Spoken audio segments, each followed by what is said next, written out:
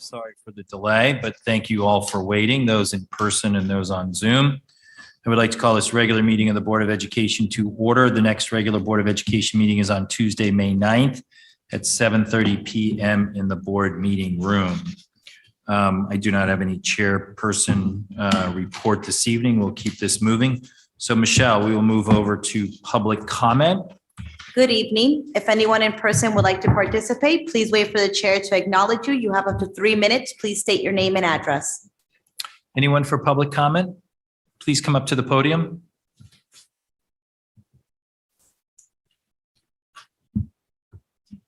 Hello, my name is Catherine Perez. I live at 138 Silvermine Avenue. I am a school psychologist at Middlesex.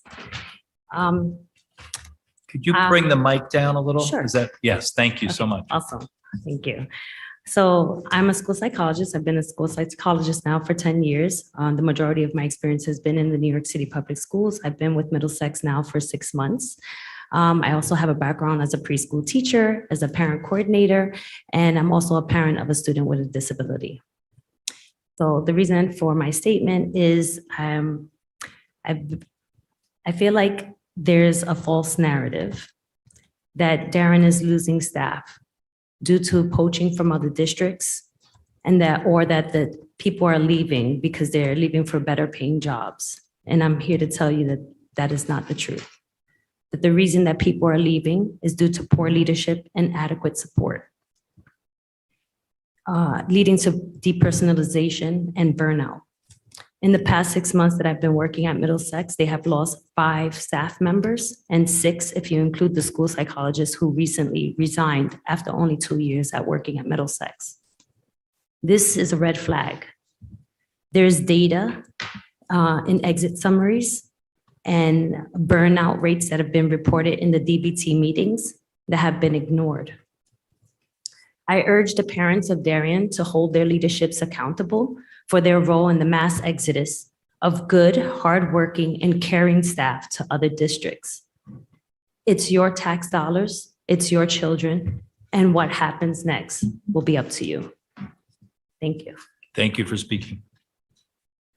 Anyone else for public comment in person? Michelle, do we have anyone on Zoom? If anyone online would like to participate, please use the raised hand icon. Can you see people? I can't see people.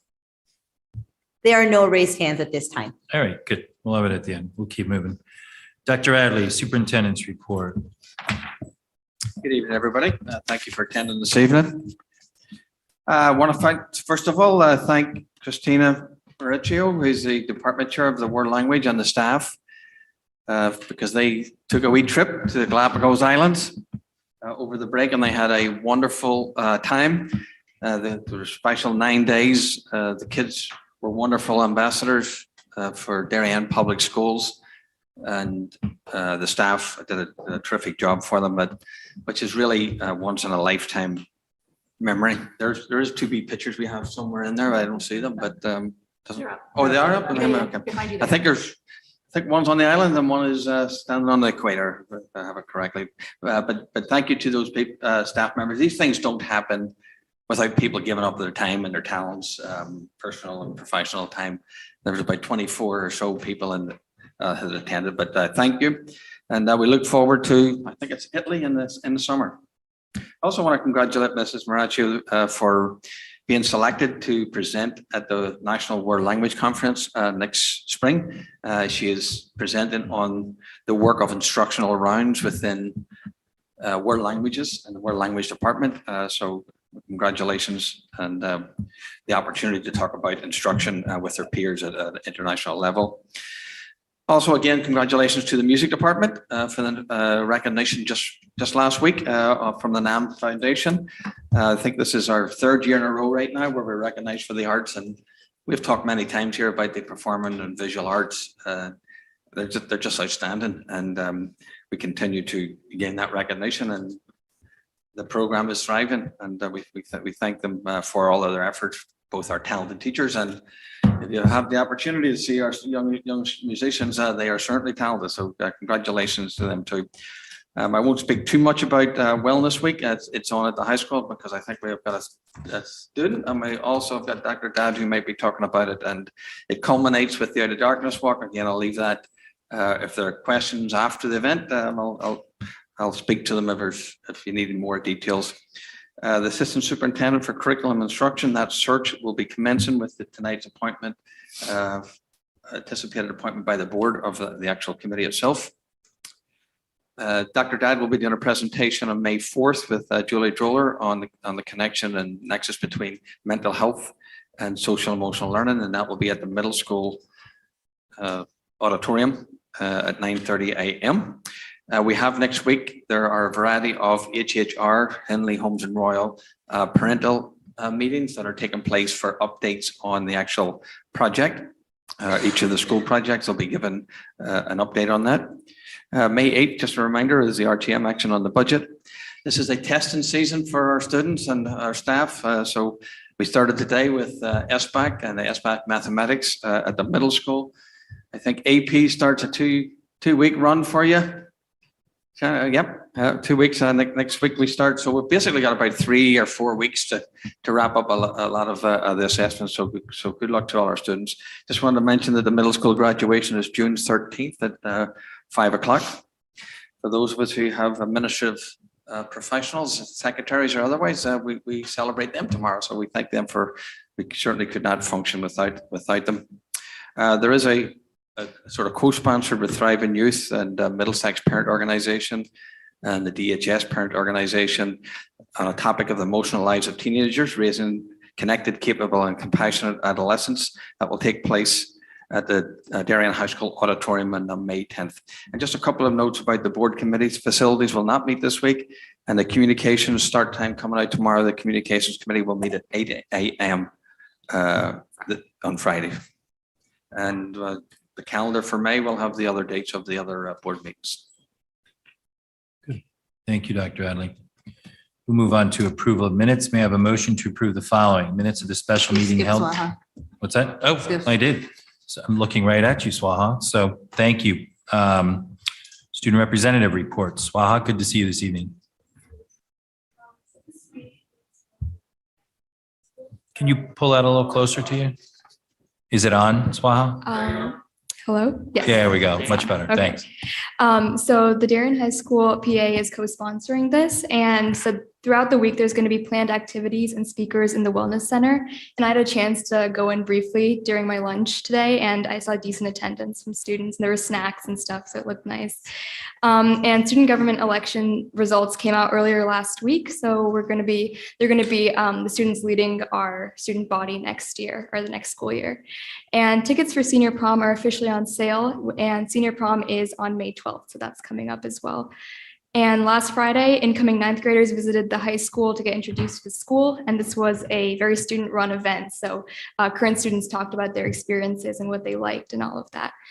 And finally, the Out of the Darkness Walk is this Sunday to spread mental health awareness. And like Dr. Adley mentioned, AP exams are coming up. So that's a major event in most upperclassmen's lives right now. Thank you, Swaha. Nice update. Thank you so much. Mr. Chairman, I do believe that this is the first time they've had an Out of Darkness walk at a school, at a high school in particular. So it's nice that Great.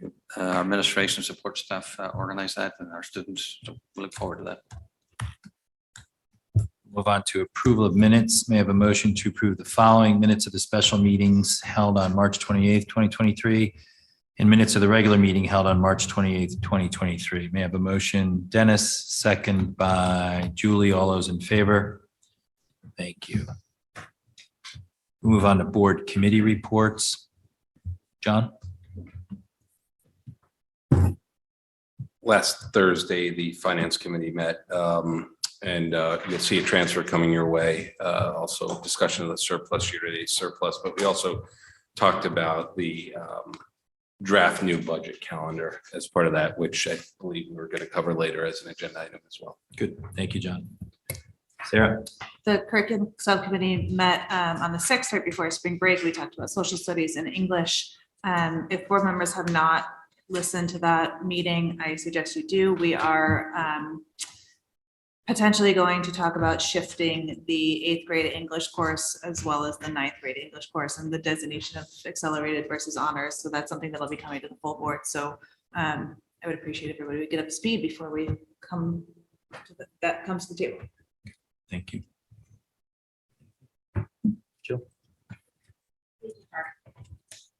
HHR continues with construction drawings in that process. We have a big meeting on Thursday, so I'll have more of an update next time we meet. Uxbridge had a meeting last week. That continued to be, for the most part, on track. We have to look at some weather challenges when it comes to paving and finishing up and grading.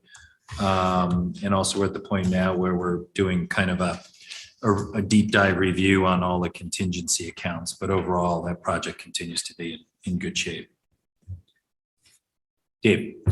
The policy subcommittee met on April 21st, last Friday. We'll be bringing forward a first read of a number of different policies as agenda item 8G. Thank you, Dave. We'll move on to presentations and discussions. Discussion and possible appointment of interview committee for Assistant Superintendent of Curriculum and Instruction, Dr. Adley. Taking into consideration the board's discussion the last time we spoke about this, and the idea of involving focus groups and so on. So you see there steps 1 through 10 delineate the actual process. The board representation is the chair, vice chair, and secretary.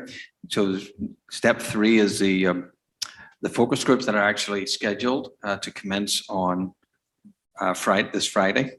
You can see the respective steps in the actual process. The interview committee itself, you can see number 8, that's a composition of the interview committee itself. It's a fairly aggressive timeline to bring the final candidate to the board here on May 15th or thereabouts. We may or may not have to schedule a special meeting for that. I'm happy to talk to any of the particular processes. You're familiar with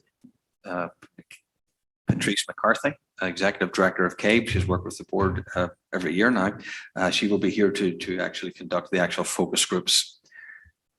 And with that, I'm happy to entertain any questions or otherwise, and hopefully the board feels okay about appointing the actual interview committee as named.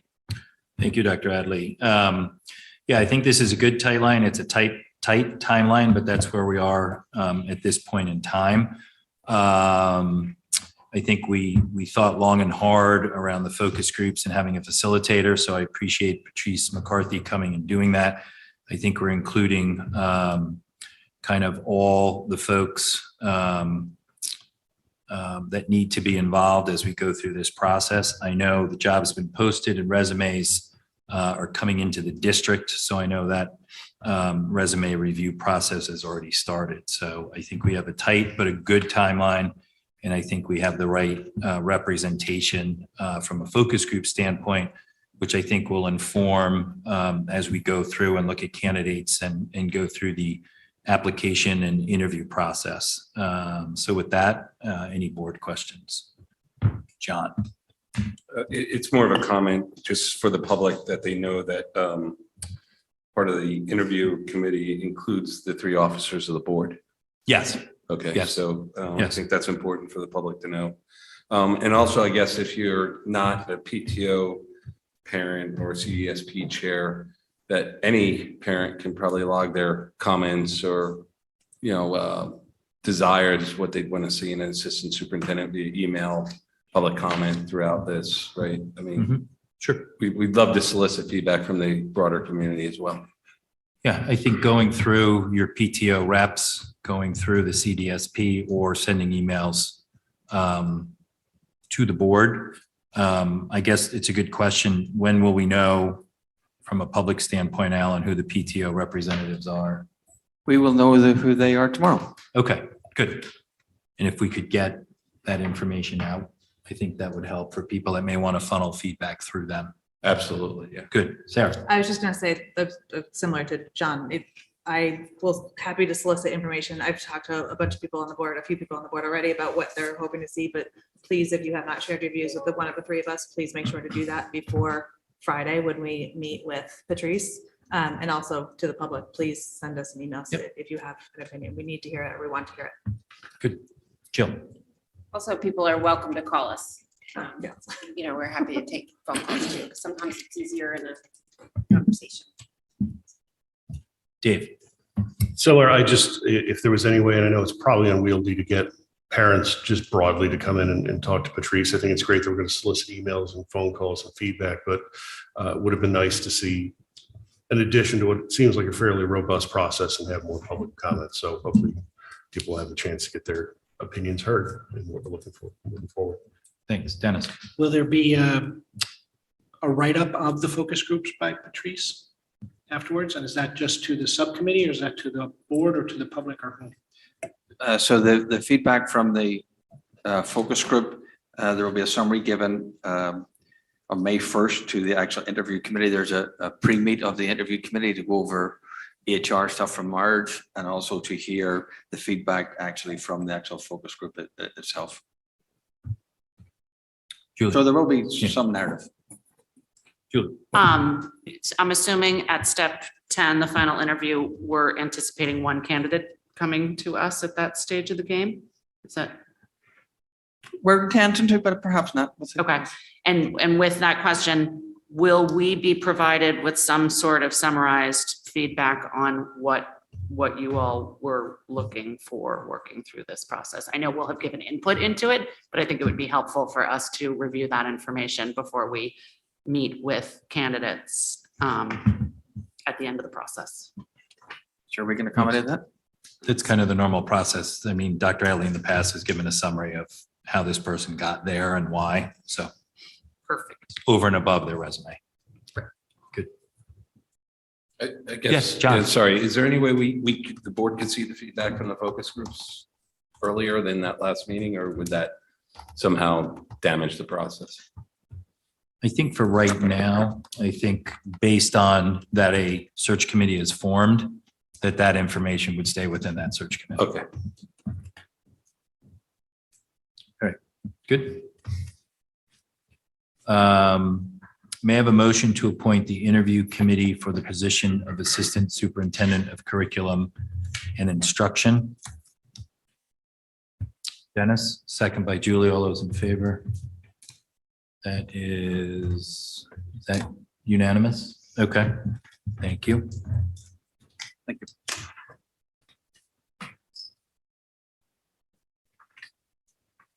We will move on to mental health and wellness update by Dr. Dad. Welcome, Dr. Dad. Good to see you. What day is this? Day 30. across the 30-day That's threshold. including the break, so I don't know if we're going to include that or not. I would like to officially welcome Dr. Dad to her first board meeting. Well, not technically first board meeting, you've been here before, but certainly the first presentation. It's been a delight to have Dr. Dad with us. She's in much demand, I can assure you. And I think what she has to share tonight will give you a sense of who she is. And she's a level of expertise, empathy, and a presence with her that is befitting this particular position. So with that, I'll turn it over to you. Welcome again. Thank you for all of your work thus far, and welcome to the board again. My pleasure, my pleasure. And good evening. I appreciate the opportunity to speak with you tonight about mental health and student wellness.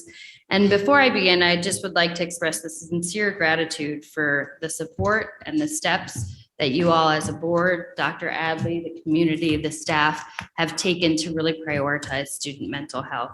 I think it's an opportunity. I think this position as Director of Mental Health is both unique and necessary. And I think the fact that Darien has taken this step really allows it to be a model for other local communities and even beyond that. So I'm grateful for your time and all the steps it took to get to this point.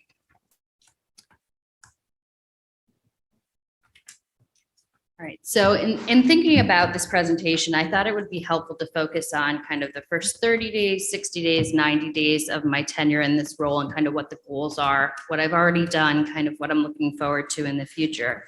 And while I will not go through every one of those 90 days, I do think that day one, I left with a sense of inspiration. I walked around, I had the ability, courtesy of Shirley and Scott, to tour all 7 buildings, and I actually went to Fitch as well.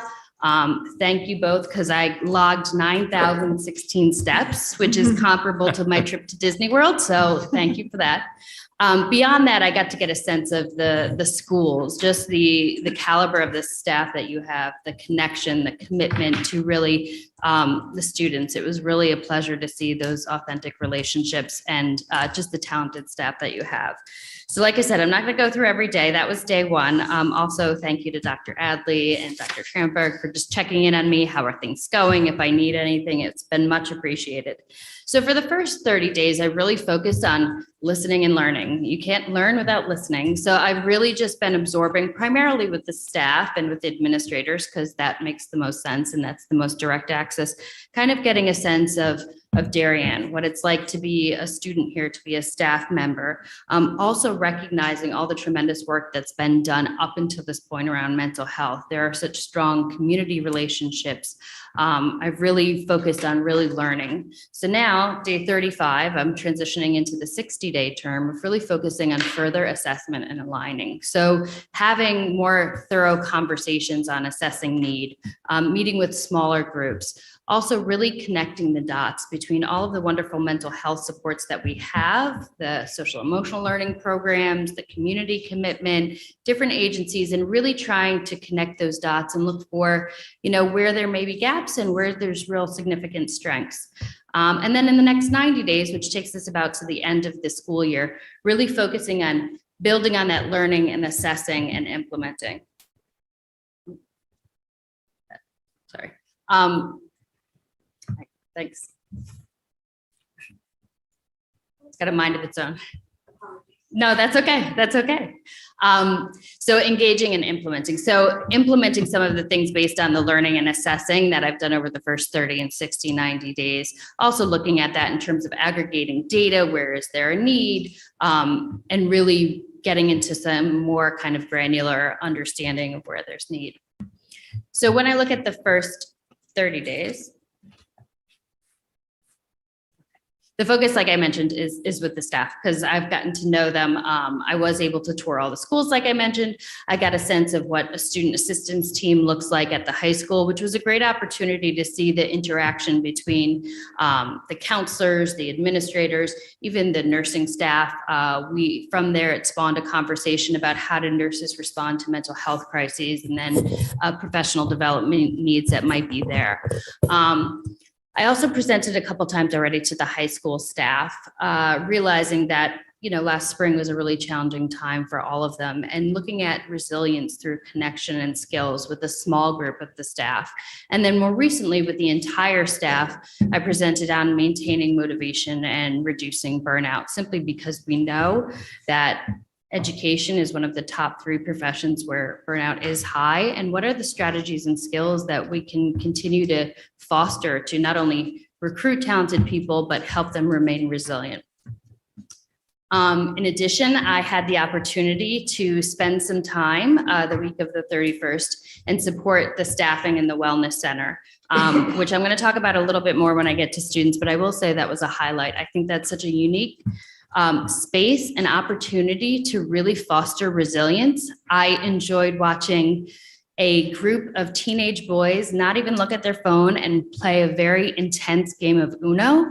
I just felt like this is what we talk about resilience and connection and self-care. I think there's a lot of opportunity to maximize the Wellness Center. As you had mentioned, snacks. People love snacks and feeding their soul. So it was a great opportunity to see the students and see the interaction with some of the staff and the students.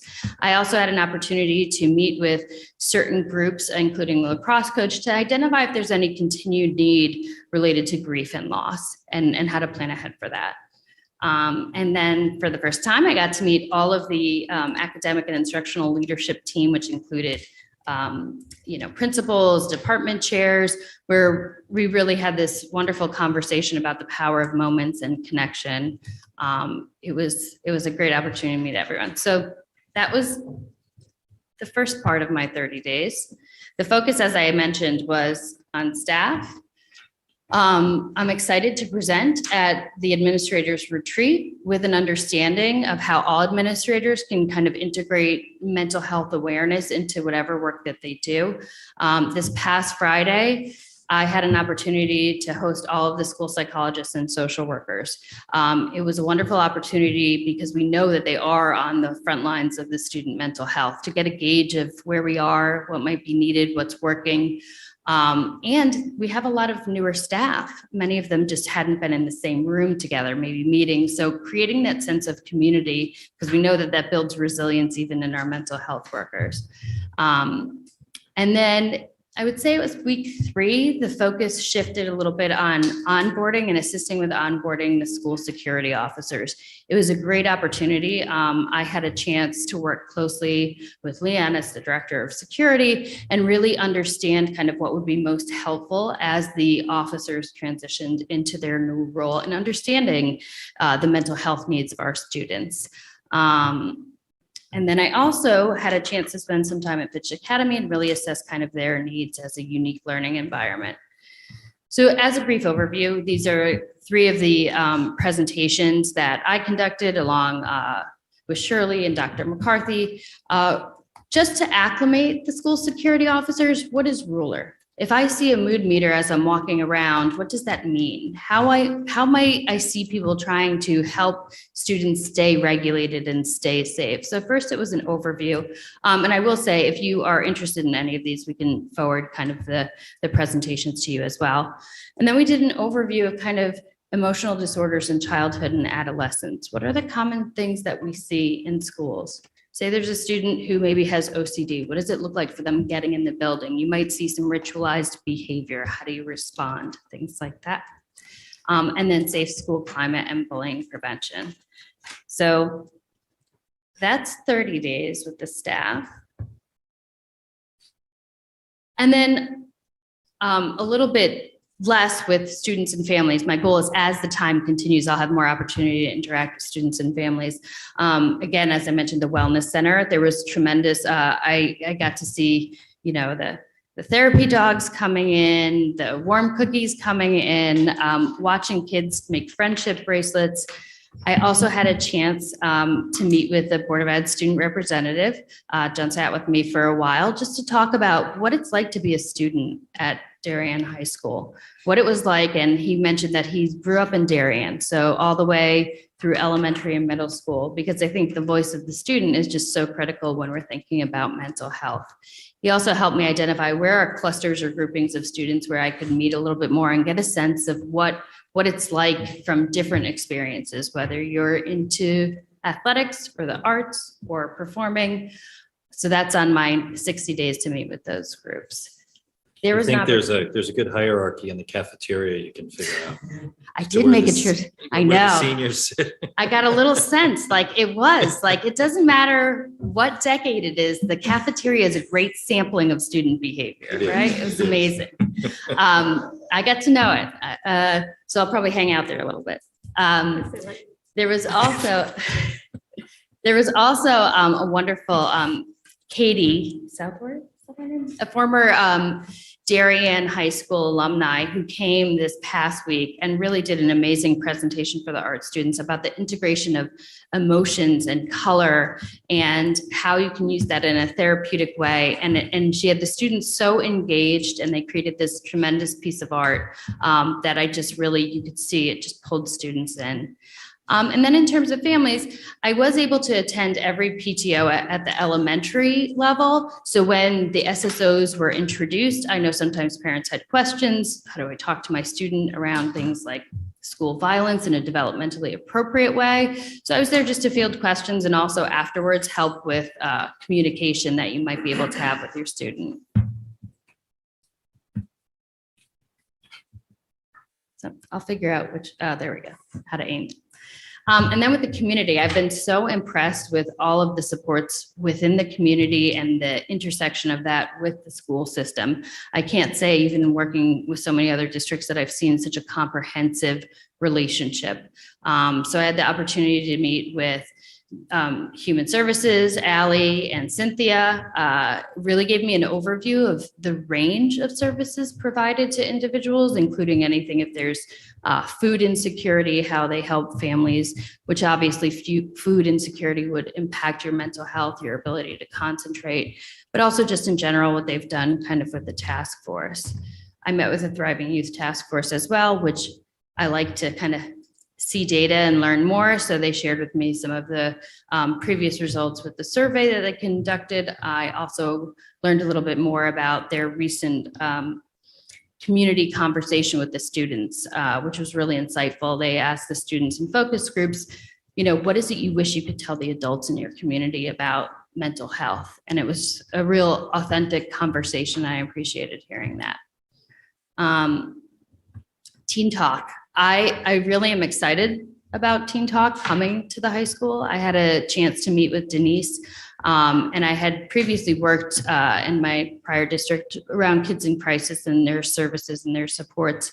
I think even after I met with her, I also talked with other districts, Westport, Greenwich, with regards to how they use Teen Talk, given that we know there is an increase in mental health need across the board. And there was some unique perspective about how the Teen Talk counselors could support the work that's already happening in the building. And they also offered some unique opportunities, such as meeting with students before school hours or after school hours, which I think is helpful if you have a student who maybe has some school avoidance in the morning, and that's a flexibility. So I was happy to hear about that, and I'm excited about that opportunity. In the 60 days, I'm going to assess more with the middle school and see how they are with regards to that need. Like I said, day 35, I've had a little bit of focus on the high school and the SSOs, and next week I'm in the middle school. One other thing, and I promise 30 days is the long one, 60 and 90 hasn't happened yet, so it won't be as lengthy. I had a prior relationship in a professional relationship with regards to RESC. And there's a individual there who's done a lot of work on trauma and fostering resilience, and she's working at the state level because the state is also looking at trauma-informed schools, and it may be a possible mandate coming down in the next few years. So I coordinated a conversation with her, myself, and Scott, and we talked about kind of her coming in and doing an informal training and really kind of giving some overview around what the state is thinking with trauma-informed care. So now I finished 30 days. I'm gonna go back to 60 days, staff. Michelle, I don't know if it's, you go back one maybe? Thank you. Great. I really would like to attend each buildings faculty meetings. I mentioned I'm going to be at the middle school next week. I'm going to do a presentation, but I'm also going to get a sense of kind of what the conversations are in the middle school. I also want to really look at a survey regarding school climate and professional development learning needs. As we talk about mental health, we know that collectively mental health needs have grown. And at the same time, how do teacher training programs haven't rose and kind of evolved at the same level or pace at which the needs have grown. So we know that there's a gap in professional learning. How do I diffuse some of the issues I see in my classroom around mental health? So really looking at kind of what their needs are and assessing whether that's an internal training or external consultation. That's my goal for 60 days. More recently, which I'm excited to do, I like to be out in the schools. I'm not one to sit in my office. I want to be visible. And more recently, I've been excited because my phone rings and people know I'm there, and they'll ask for consultation if there's something going on within their building or with their student. I'd like to continue to be able to provide that consultation. And along with that, I've decided to offer some office hours. So whether that's an SSO who might see one of those behaviors and not sure how to respond, to reach out to me, or anyone else with a teacher. Coordinate monthly meetings for psychologists and social workers. I'm also, as I mentioned, professional development presentations to the nursing staff. There really was, how do we assess if this is a mental health crisis or if it's more transient? So I'm going to do some professional development around that, and at the middle school as well. All right. And for students in the next, I'm not going to do the math, 25 more days. Connecting with group leaders, as I mentioned, John helped me identify some of the groups. I'm going to really focus on kind of meeting with them and getting an understanding of multiple perspectives of what the needs are. We mentioned on Sunday, the campus walk, which I'm really excited to participate in. And as you said, Dr. Adley, the fact that it's the first on-campus walk for a high school, I think really speaks to the community's commitment, the school's commitment around destigmatizing mental health. So I'm very happy that this has been a priority across the board. And then families, as Dr. Adley mentioned, I'm presenting next week with Julie Driller regarding the intersection of social emotional learning and student wellness within the context of mental health. I'm also going to reach out to some families who have experienced loss and just see if there's anything, any additional support or anything that can be learned. And then with the community, I'm participating in school climate specialist training, Uplift, which is a trauma-informed care training program. One of the things I think that's helpful is that some of the questions that I see coming up, and when we think about creating a cohesive mental health model, is that there's an opportunity to network with other districts or agencies who have done this before. So I have a few meetings set up with other individuals who are in a similar position in neighboring districts, Trumbull, Westport, New Canaan, just to ask questions about, we don't have to reinvent the wheel. If they've done universal screening measures, what are the pros and cons of each of those? So we can continue to look at it in the most informed way. Same with whether it's threat assessment or multi-tiered systems of support. And finally, there's a behavioral health resource coming up, and I'd like to gather that and aggregate it. Like I mentioned, I think creating a community for the psychologists and social workers, creating a bank of resources, opportunity for further professional development, anything that they may need to progress. All right. So 90 days, that takes us almost to the end of the school year. This is where I'm going to go back to kind of digging in a little deeper and engaging, not only hearing about what's happening, but actually observing some of the responsive classroom, the ruler teams, the DBT teams, identifying staff who may electively want additional training, whether that's in DBT, trauma-informed care, really assessing kind of what the training needs are. And given in my prior role, I did a lot of these trainings, being able to flexibly give them professional development and develop and deliver the administrators retreat and review school climate and mental health professional development survey. So I see the end of the year as really an opportunity for some of the surveys that I've done to really look at what might be helpful for next year and put that, start to plan for that. And if I need to bring in outside people, do that as well. And given it's the end of the year, I think when you think about understanding school culture and climate, there are a lot of ceremonial, whether it's middle school graduation, high school graduation, just attending those and getting a sense of what it feels like, to just be present and part of that community. Again, I want to continue to facilitate consultation around behavioral and mental health needs. Ideally for next year, I'd like to provide ongoing workshops and/or coffees. I say coffee because like the kids who like warm cookies, I think coffee can draw some people in too, but a series of workshops or coffees to begin in the fall for parents, whether the topic is around school avoidance or how to talk to my child so that they'll actually speak with me, how to regulate our own behaviors as parents, just kind of some topics that might be really applicable to engaging with your students and what we're doing. And updating the district website. I think there's already a tremendous amount on there. Thank you for doing that already. And I think it's an ever evolving list of whether it's providers or resources that I really want to kind of focus on keeping that updated. And then, like I said, this is also the community, continuing to meet with, all of the agencies we met this morning with the mental health task force or Thriving Youth, continue to see what's available because there's so many opportunities to communicate with the community. So ongoing goals and outcomes. I'm not going to be done after 90 days.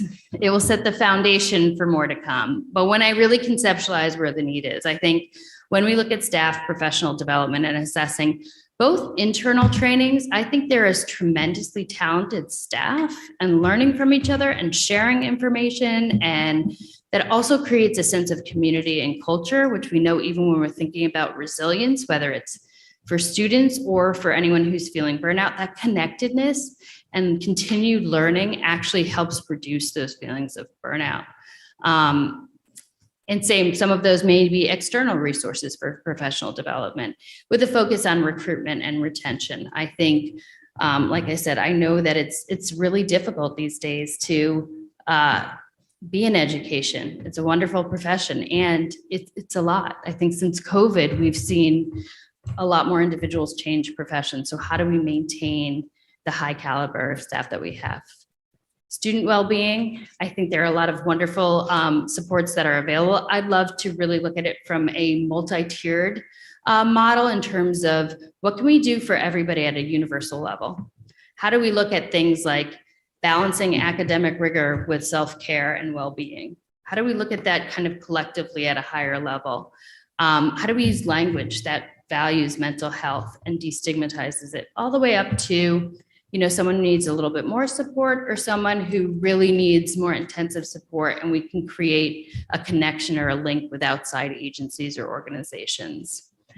Family school partnerships, like I said, I'd like to start with a series of workshops, things that you can leave and walk out and have something that you can try with your child to facilitate conversation or just to increase their mental health and well-being. And then there's been fantastic work already done with school community partnerships. I think the continuation and growth of those partnerships within the Darien community and beyond. I think there's great resources. I was recently presented at the National Association of School Psychologists, and many of the conversations that we are having here are happening across the country as well. And there's a lot of opportunity for, I remember someone describing their wellness center. I think they were in Colorado, and I have their information, and just being able to look at this from a kind of not only within where we are, but beyond to create some partnerships and be innovative. With that, any questions, discussion? Thank you very much, Dr. Datt. Appreciate that. Great 30, 60, 90. So look forward to that. I will just throw it out to you. Swaha mentioned it. Are you involved in any high-level things going on at the high school as we approach exams, AP exams, internships? I think the wellness center, the cafeteria, the library, sometimes they extend their hours, or the cafeteria and the library does. The wellness center is new, but are we making sure we have what we need set up there to have these kids decompress and, Yeah. I think that's a great question. I think I actually was at the wellness center at the end of the day. So I saw that it was even that last period, there was a presentation and there looked to be a good number of students in there. I'm also in contact with Ellen and the assistant principals if something comes up. I really think that it was really wise-minded to schedule this well-being week right before exams. And so I think it's looking at what's already there and continuing to build on it. But I think that right now I've offered them, pick up the phone, and if you guys need anything, I've been in and out. I was there earlier today, so I think, and I'll be there tomorrow. So, yeah. Thank you. Mhm. John. So one of the things during budget season, we delayed was hiring a wellness director, as well as potentially implementing a wellness center or a model like that in the middle school. So I guess, again, you've only talking 30 days and not pressing you on that, but where does that kind of fit in your mosaic in terms of when you'd like to address that and bring forth recommendations to the administration and ultimately the board?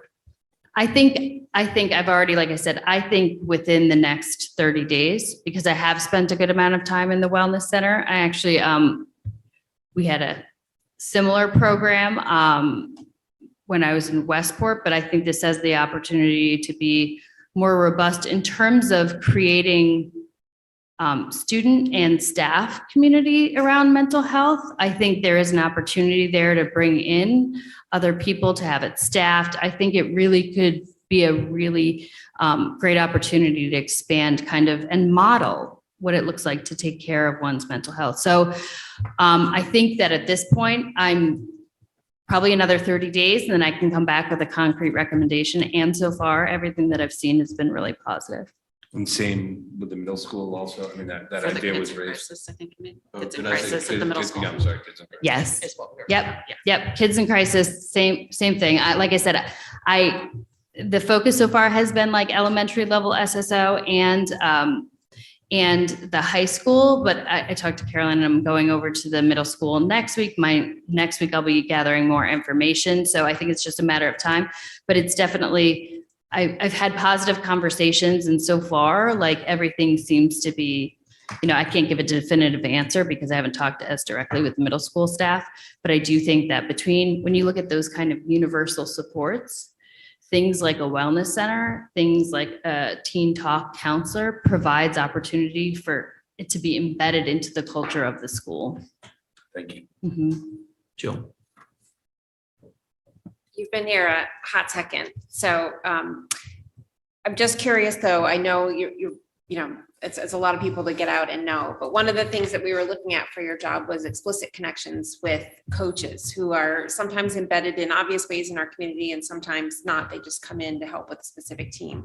How easy have you found that access? And can you talk a little bit more specifically about how that fits in your future goals? Yeah, I would love, that was actually one of the things that drew me here was I think it was explicitly stated around coaches.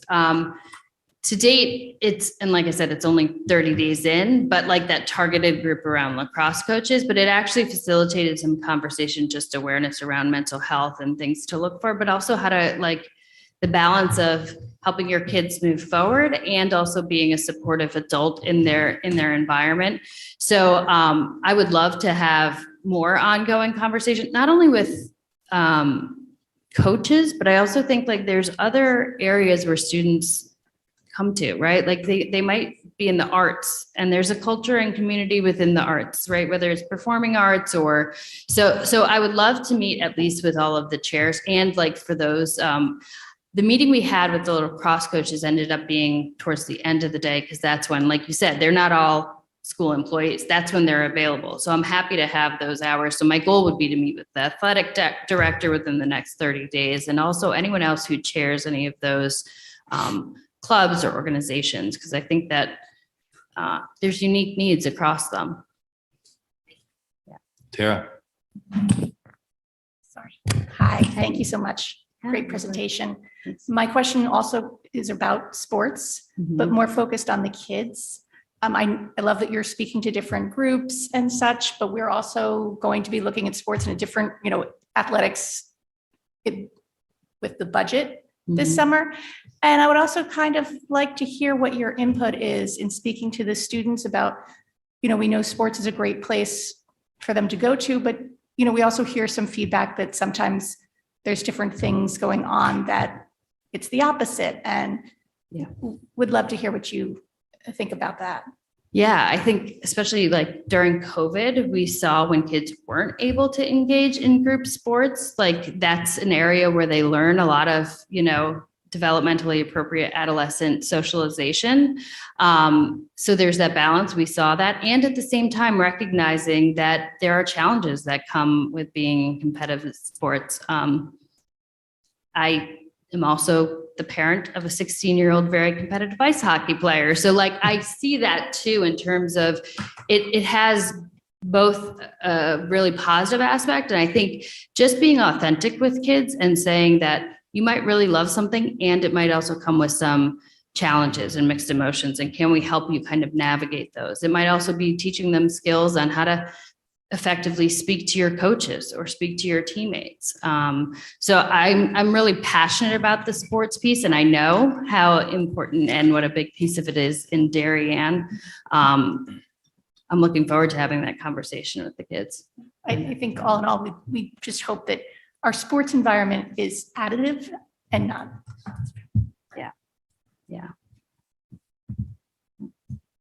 Julie. Thank you. Thanks for the presentation. It sounds like you've really eased in the first 30 days. I got the wrong shoes on. I'm glad you Like have I plans said- to get started now. So thank you so much. Kind of in a different direction. I would love to hear, as you settle in, any thoughts you have on our spaces and how they contribute or don't contribute to the general wellness of our students. I think the Wellness Center is amazing, and it sounds like such a wonderful haven for people to go and take a break. But are there opportunities that we're missing in making the rest of our spaces a little more soothing, a little more calming? I'm going to go there, color palettes. Some of you have heard me talk about paint colors in some of our buildings. But we also have a lot of facilities projects going on, and it would be helpful to be as conscious of this as we go through these projects as we can be, so that our products on the other end are exactly as we'd want them, because I think that's a big contributor. Yeah, I agree. I think sometimes, creating the space so that there can be self-awareness, self-reflection, certain areas, certain space. I think there's also opportunity to look at where is there space for natural student congregation and relationships to happen. We mentioned the cafeteria, and it's big, and it's like you have to find your niche. So I can't speak to, I haven't had, like I said, it was, I don't know if I broke it down time-wise, the amount of time touring each building was minimal. However, I do think there's opportunity between now and even the end of the year to kind of walk around with that mindset of what is the aesthetic and how does it contribute to, learning and kind of emotional readiness to learn. So again, that's another, don't have an answer yet. And I would love to walk through with that mindset. Julie, we've gone from rust to blue in the auditorium. I know, which I think is progress. Thanks to Kevin over the holiday break. I had one other question. Sure, go ahead, please. Sorry. When you were talking about I think it was a presentation you'd done to staff about reducing burnout, it prompted this question. Can you just talk a little bit to the difference between preventing versus recognizing and addressing? Do we spend as much focus? Is there as much energy spent on helping people realize I'm in a place right now that isn't the best place for me, as we do helping them find the tools to try to prevent getting there? I don't know that in that presentation, I kind of talked about the symptoms associated with burnout, like from a cognitive perspective, from a physical perspective. And I will say afterwards, a couple of people will be like, oh, that's what's going on, right? It's not this. So I think part of it is educating, like, what does burnout look like? And it's also, that also helps identify how do we address it. I think one of the big things that's happened is before COVID and after COVID, educators have had more responsibility, and they moved a little further away from like what got them into the profession, because there's so many competing demands. And we talk often about finding your why. Why are you doing this? Why are you here? How do we create more opportunity for that to happen? So I think it's both. I think it's first that awareness, like what are the cognitive behavioral symptoms of burnout? And then once you know that, like, how do you address that? Yeah. As much as I love like the Wellness Center, and I love that we're being more open with mental health, I've noticed at my time at Darien High School, a lot of the more mental health related issues are social as well. Like there's a social stigma to taking a break or to talking about those issues. And I understand that that's kind of harder to get students to take that, because those type of pressures are from not even just families, from peers too, or between friends as well. So is there a way that you'd be addressing? Yeah. I think that goes back to that universal level where we look at, and I actually taught a wellness seminar when I was at Staples High School in Westport, where normalizing teaching skills around self-care, or highlighting that, I think it's Yale, that their most attended class or most desired class is happiness, right? So normalizing that part of learning is also maintaining self-care, so that, even if you're going for a really competitive job, they don't want you to burn out quickly. They're having these challenges. So connecting it to like long-term goals, right? Like, so destigmatizing it by saying these are effective things for anyone to be able to do, even the most successful professional, right? These are not just while you're in high school. These are lifelong soft skills to kind of be effective. So I think that's an ongoing conversation. It's a conversation with looking at like curriculum and rigor and that balance of maintaining your self-care and mental health and progressing towards your goals. So I think it's a process. I think it's having those conversations, because I think that over time, when you start to talk about things, that becomes destigmatized. And I think we're at the beginning of it. Sarah. Thank you. To that point, thank you for your presentation. It was excellent. To the point about destigmatization, is that a word?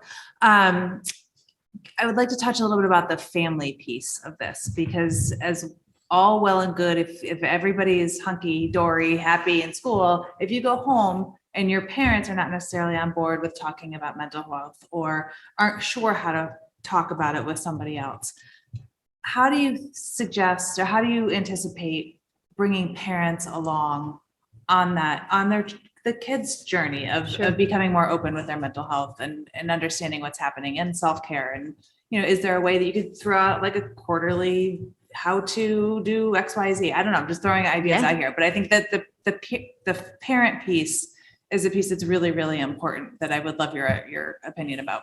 Yeah, I agree. I often equate it to, and I think along with destigmatizing mental health is like demystifying what it is, right? Because mental health is really about effectively managing your emotions to be effective in whatever aspect of your life. If you put it that way, like I said, it doesn't matter what your profession is, whether you're a student, whether you're a parent. So I think even starting with those workshops about like consumable, digestible, here are some things that you can try, whether it's even just how to effectively validate your child's experience, even if you don't agree with their behaviors. I get where you're coming from, like not starting every dinner conversation with how was school? What did you do? How did you take care of yourself today? Right. And I'm guilty of that when we sit down and I'm like, oh, but it's just basic tips on how to change even just the language, right? Instead of you should have done this or you should have done that, tell me about how that went and what we can do differently. Right. So I think it's just like starting with parents. That I often talk about it. We want to teach kids how to use this language. And it's like when you learn a foreign language, right? You master it by going home and using the same language and having those same conversations. So that parallel process of what we're explaining to the kids is also happening with parents. Like you said, whether that's a parent workshop and then a follow-up as a newsletter, or just integrating it into the community, and the teachers use the same language too. Katie.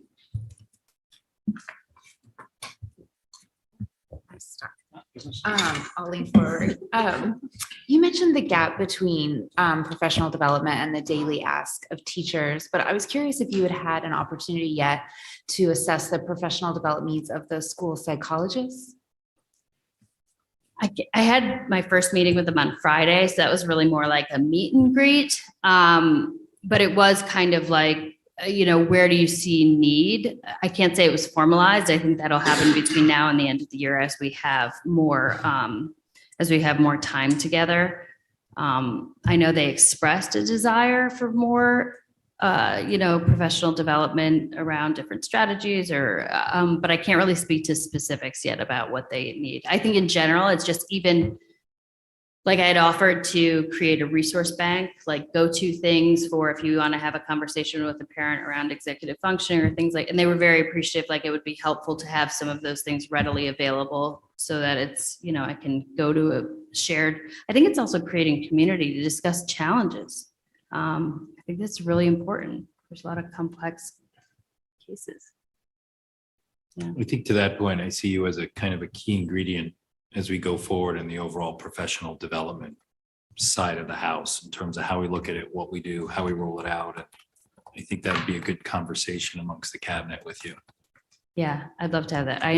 That's a lot of what I had done was professional development. And I think it's so helpful because teachers feel empowered, individuals feel empowered that they can and equipped. Jill. So again, thank you. Recognizing that this is a 30, 60, 90, and you've been here for 30 days or 35. One of the other components of the job that we'd hoped you do was curricular in nature. So can you talk a little bit about sort of when that, again, understanding you have to prioritize, but when that would start to appear and what that would start to look like? Yeah, I think so far it's been just kind of some brainstorming conversations, whether with Julie or Christopher, but finding each building where it makes the most sense and then being part of, I know I sat down with Julie and looked at some curriculum. We started to look at things like the elementary like progress report and how it reflects social emotional and things like that. So I think at least I'll have a better sense by the end of the year. And I think that when we look at that universal and the training, I think it's not only curriculum, it's also how we deliver the curriculum, what language we use, how we're infusing this in the lessons that are already there. Like, I don't necessarily know that it always has to be separate lessons. I think it's also the teacher kind of professional development and then becomes integrated into whatever the curriculum is. So that's, I think the professional development also gives them the capacity to look at it through a curriculum lens. And I do hope to have, like, between now and the end of the year, more conversations at each level around curriculum. It just hasn't happened yet. I would only, Dennis, before I get to you, I would only add to that, that the board has, we've had a lot of conversations about curriculum and technology and connecting the dots of curriculum and technology. And we've invested heavily in technology, which got us through COVID. Last year, we changed it up a little at the high school with bring your own device. And so I think a lot of that is still lessons learned and we're understanding how that goes. But I'd be interested to hear, as you go down this path with the curriculum thing, we need to see more of how does the curriculum connect to the technology and what's the right amount of technology. At some point, the technology should be put down. A game of Uno should be played at a cafeteria table, or people should go outside and take a walk. And I think that needs to be part of professional development for the educators. It needs to be education for the students, that there's a time and a place for the technology and for using the technology, but there's got to be more of a time away from the technology. Yeah. I mean, that's my personal opinion. Yeah. I think that's a large conversation in education in general, right? Coming out of COVID, it's the balance of where do we honor where kids are in their learning and how do we evolve, like, in educationally, that balances both of those things. Yeah. Dennis, thanks for being so patient. So Joe stole one of my questions. So my other question is kind of a more of a comment and a question, I guess, is, I think we've gone through the different stages, or going through still the different stages following suicide. And I think there's many people on this board, as well as in the community, who are looking to solve problems and try to fix all of this and get it done quickly as possible, and realizing that it's not something that will ever be complete. But at least from one board member, I hope you feel that you can come to the board with anything, and I'm not going to give you a blank check, but you have full support of the board, I think, to do whatever we need to do. And you mentioned that, we want to innovate and be a leader, but I think I want to be the leader in this field. And I hope we can do that. But I guess my question boils down to is, how often do you think you can come to us with ideas and things, or is that something you go to Dr. Adley, or how is that going to work with innovation, and how does it work? Sure. My thought would be I would first go to Dr. Adley and say, here's what I'm thinking, and then see kind of where to go from there. Just because we're in frequent communication and already given me a lot of guidance, and then if needed, bring it to the board as a whole. But I think that, like I said, he's been great about checking in. How are things going? Do you need anything? If I see a need, I'll say right away, I'm not necessarily shy about asking for it, especially when it comes to student mental health. So I will do that. Thank you. Thanks, Dennis. You don't have to raise your hand. One of the things, Dennis, thanks for that question. And I think one of the things we've come accustomed to a little bit, or at least familiar with, and is the understanding to bring things off budget cycle if we have to, if we feel it's a necessity. In fact, one of those things was the middle school. If and when we're ready, we'll bring that forward. I do just want to note and thank the board and the community in general for bringing Alicia and this resource to our students and families and staff members. It's valuable, and I just want to recognize that, because it's not particularly common. So thank you.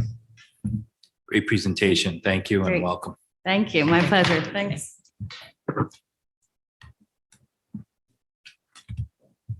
We'll move on to discussion and possible acceptance of contemplated gift from the Darien High School Parents Association. Hello, Principal Good Dunn. evening. How are Good you? evening. I'm fine. Nice to see you all. And thank you to Alicia as well, if I may say so, for all of her support. The request before you tonight is to accept a gift from the DHSPA. I'm sure you remember earlier this year that Joseph Tang came to the board and with a well thought out set of comments about the need for additional bike racks on our campus. And we had, for very good reasons, around good health, physical health and well-being, as well as accessibility to the campus. So I had the pleasure of meeting with Joseph following that meeting, and it will not surprise you that he came well prepared with the presentations and photographs and many ideas about where those locations would be best suited to our student needs. And so we've had the opportunity to identify those locations. Kevin has worked with us on where those locations would be appropriate and that the bike rack would be safely installed. And we have 4 additional bike racks requested at the additional rack at the main entrance of the library, the main entrance of campus, under the bridge outside of the auditorium, and then outside the cafeteria. Those are the 4 areas that we think would meet the needs for additional racks at the school. And so the DHSPA has generously offered to support this project for $5,000. That would include the purchase of the racks and the installation, as it is their mission to support our students and especially projects coming forward from our students and that will serve our students today and also going forward. And so we thank our DHSPA for their close partnership and support of the school in so many ways, and thank them for their generosity here. So we put forward this request to all of you for your consideration. Thank you, Principal Dunn. Appreciate that. And Joe Tang, if you're listening, thank you for your presentation and for doing all the follow-up on this. I actually had some feedback from some board members through the course of the day, and I'll open it up for conversation, but I think the board wants to take a direction of this becomes a cost associated with the board and the district. And while I appreciate the Darien High School Parents Association, the board appreciates it, all the fundraising they do and all the support that they do for our students.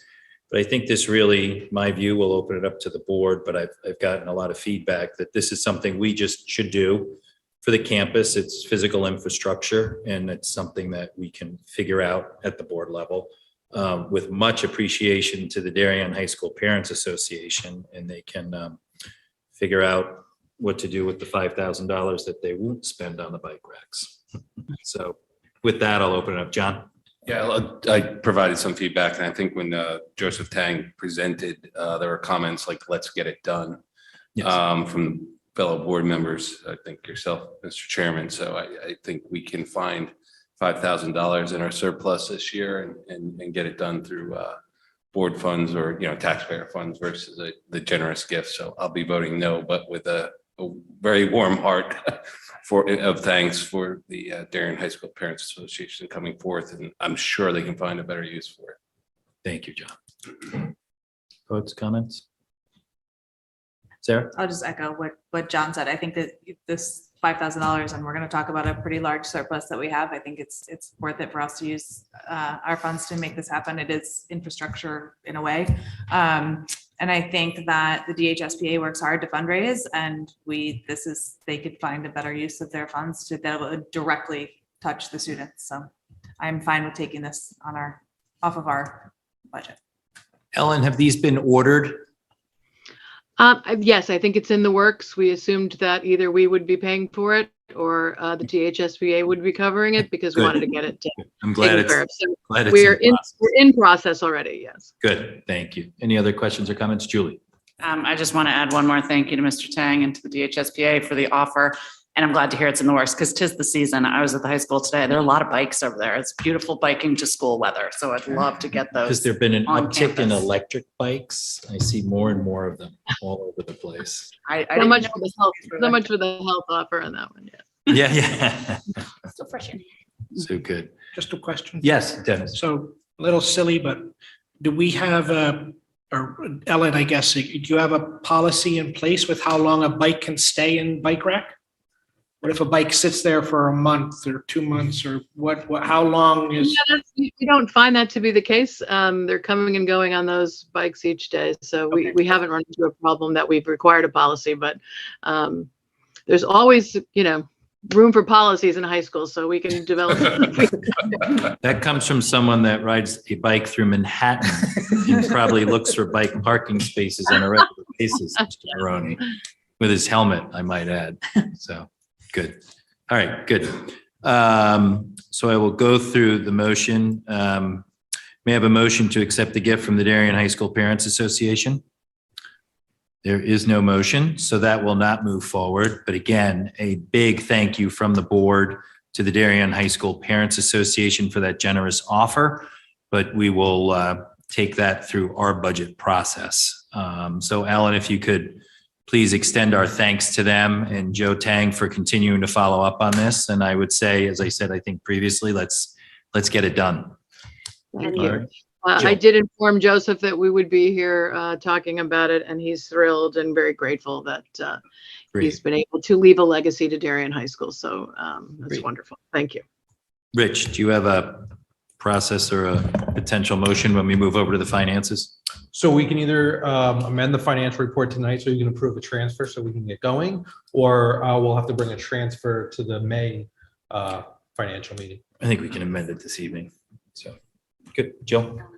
Yes. Yeah, I just want to recognize, obviously, the parents for the support. Now, I'll certainly take responsibility. I apologize for putting them in the middle of it a wee bit because perhaps administratively should have executed quicker on it. So with that, I appreciate their kind offer. No, good.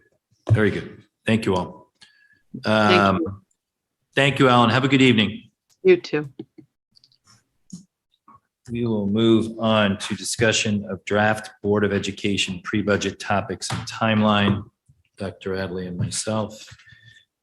So the next three items on the agenda, one is the pre-budget topic, then we go into the financial report, and then we look at the proposed calendar discussion that ensued at the facilities committee and that the board wanted to look at. So I'll just talk big picture real quickly what you have before you. And this was also discussed at the finance committee, and we decided recommendations separate this out because it really isn't the budget calendar per se. So this tries to capture what we thought the board has discussed over a number of meetings, everything, Mr. Chairman, from technology integration to everything in between. You can see the list there. So what we've tried to do is between the memorandum and the draft Board of Education pre-budget topics and timeline, for the want of a better term, so we don't confuse it with the budget calendar, is to see that we can name these things, but if we don't place them somewhere, they're not going to get done. And it's going to be a heavy lift type thing. So one, we want to make sure that have we captured everything. Two, the board meetings around the calendar that we have sort of outlined here and presented, is it reasonable? We did separate out a couple of items. I'll just talk extemporaneously a little bit about a couple of these things. Some items we put in FY25 and some items we put in FY26. I just didn't think we could get everything done. So we separated some of them out in that capacity there. And you can see that we tried to incorporate some of the other tasks like draft board goals and so on and so forth. The memorandum itself sort of just touches bases on the topics. I will say, just so we update athletics, Christopher, Ellen, myself, Richard have a conference call with CIC, their executive director, who I know well, and he is willing to do an assessment for us at no charge. That will assess across CIAC and but also with a FCIC lens. So I don't know why we wouldn't actually take them up on that. Minimally, it will be a good piece of data before the end of the school year. And so we've listed some things there. We've basically put them down into a calendar. It's for board discussion and thoughts on that. But I don't know if you have any other comment on it. I think it's sort of speak for itself. I will say that on the fourth page of that memorandum, the board book distribution probably doesn't belong in this memorandum. It belongs sort of in a separate memorandum of the calendar, but that's okay. Get the gist of it. Oh, okay. Yep. So thank you, Dr. Adley and the cabinet and all for organizing this. I think it's well organized. I think the one thing I would ask the board to think about with respect to kind of these initiatives and these works, and thank you for the conversation with SEAC and FCAC, is, this is on top of what I think is a very busy normal calendar. This is on top of day jobs, with the focus needs to be educating our students and the safety and well-being of our students. So I think there also might be a need to do some prioritization in here as to what we really want to focus on. I mean, you look at projects on an annual basis, whether it's your home or in your business, and there has to be some prioritization around time, energy, and also dollars as to what really can get done and done well. And I do worry about taking on too much because whatever we take on, we need to do really well and complete and have it benefit, again, the students at the end of the day. Mr. Chairman, they follow, just for clarity. Each of the topics, basically, it gives you a board date to come to the full board. Yes. And then the subcommittee work goes to basically the month prior. That's Right. basically what it is. But again, it's a lot of work, and it's more work on the subcommittees. It's more work on the cabinet too. So I just think that's something we have to think about as we go through this. The other thing I will just say in the broader scope, and I know I've gotten some feedback from some board members too. I like the concept of SEAC or FCAC coming in here and doing a review, but I think one of the things that's on board members' minds is it's bigger than athletics. It's theater, it's the arts, it's clubs, it's councils. So I think athletics is a component of, I don't know if the right term is extracurricular, but I think that's what we want to look at in whole as a whole in terms of what opportunities our students have, the costs associated with that. I'm not going to get into the weeds on that. We could go on and on forever in terms of uniforms and all that good type of stuff. So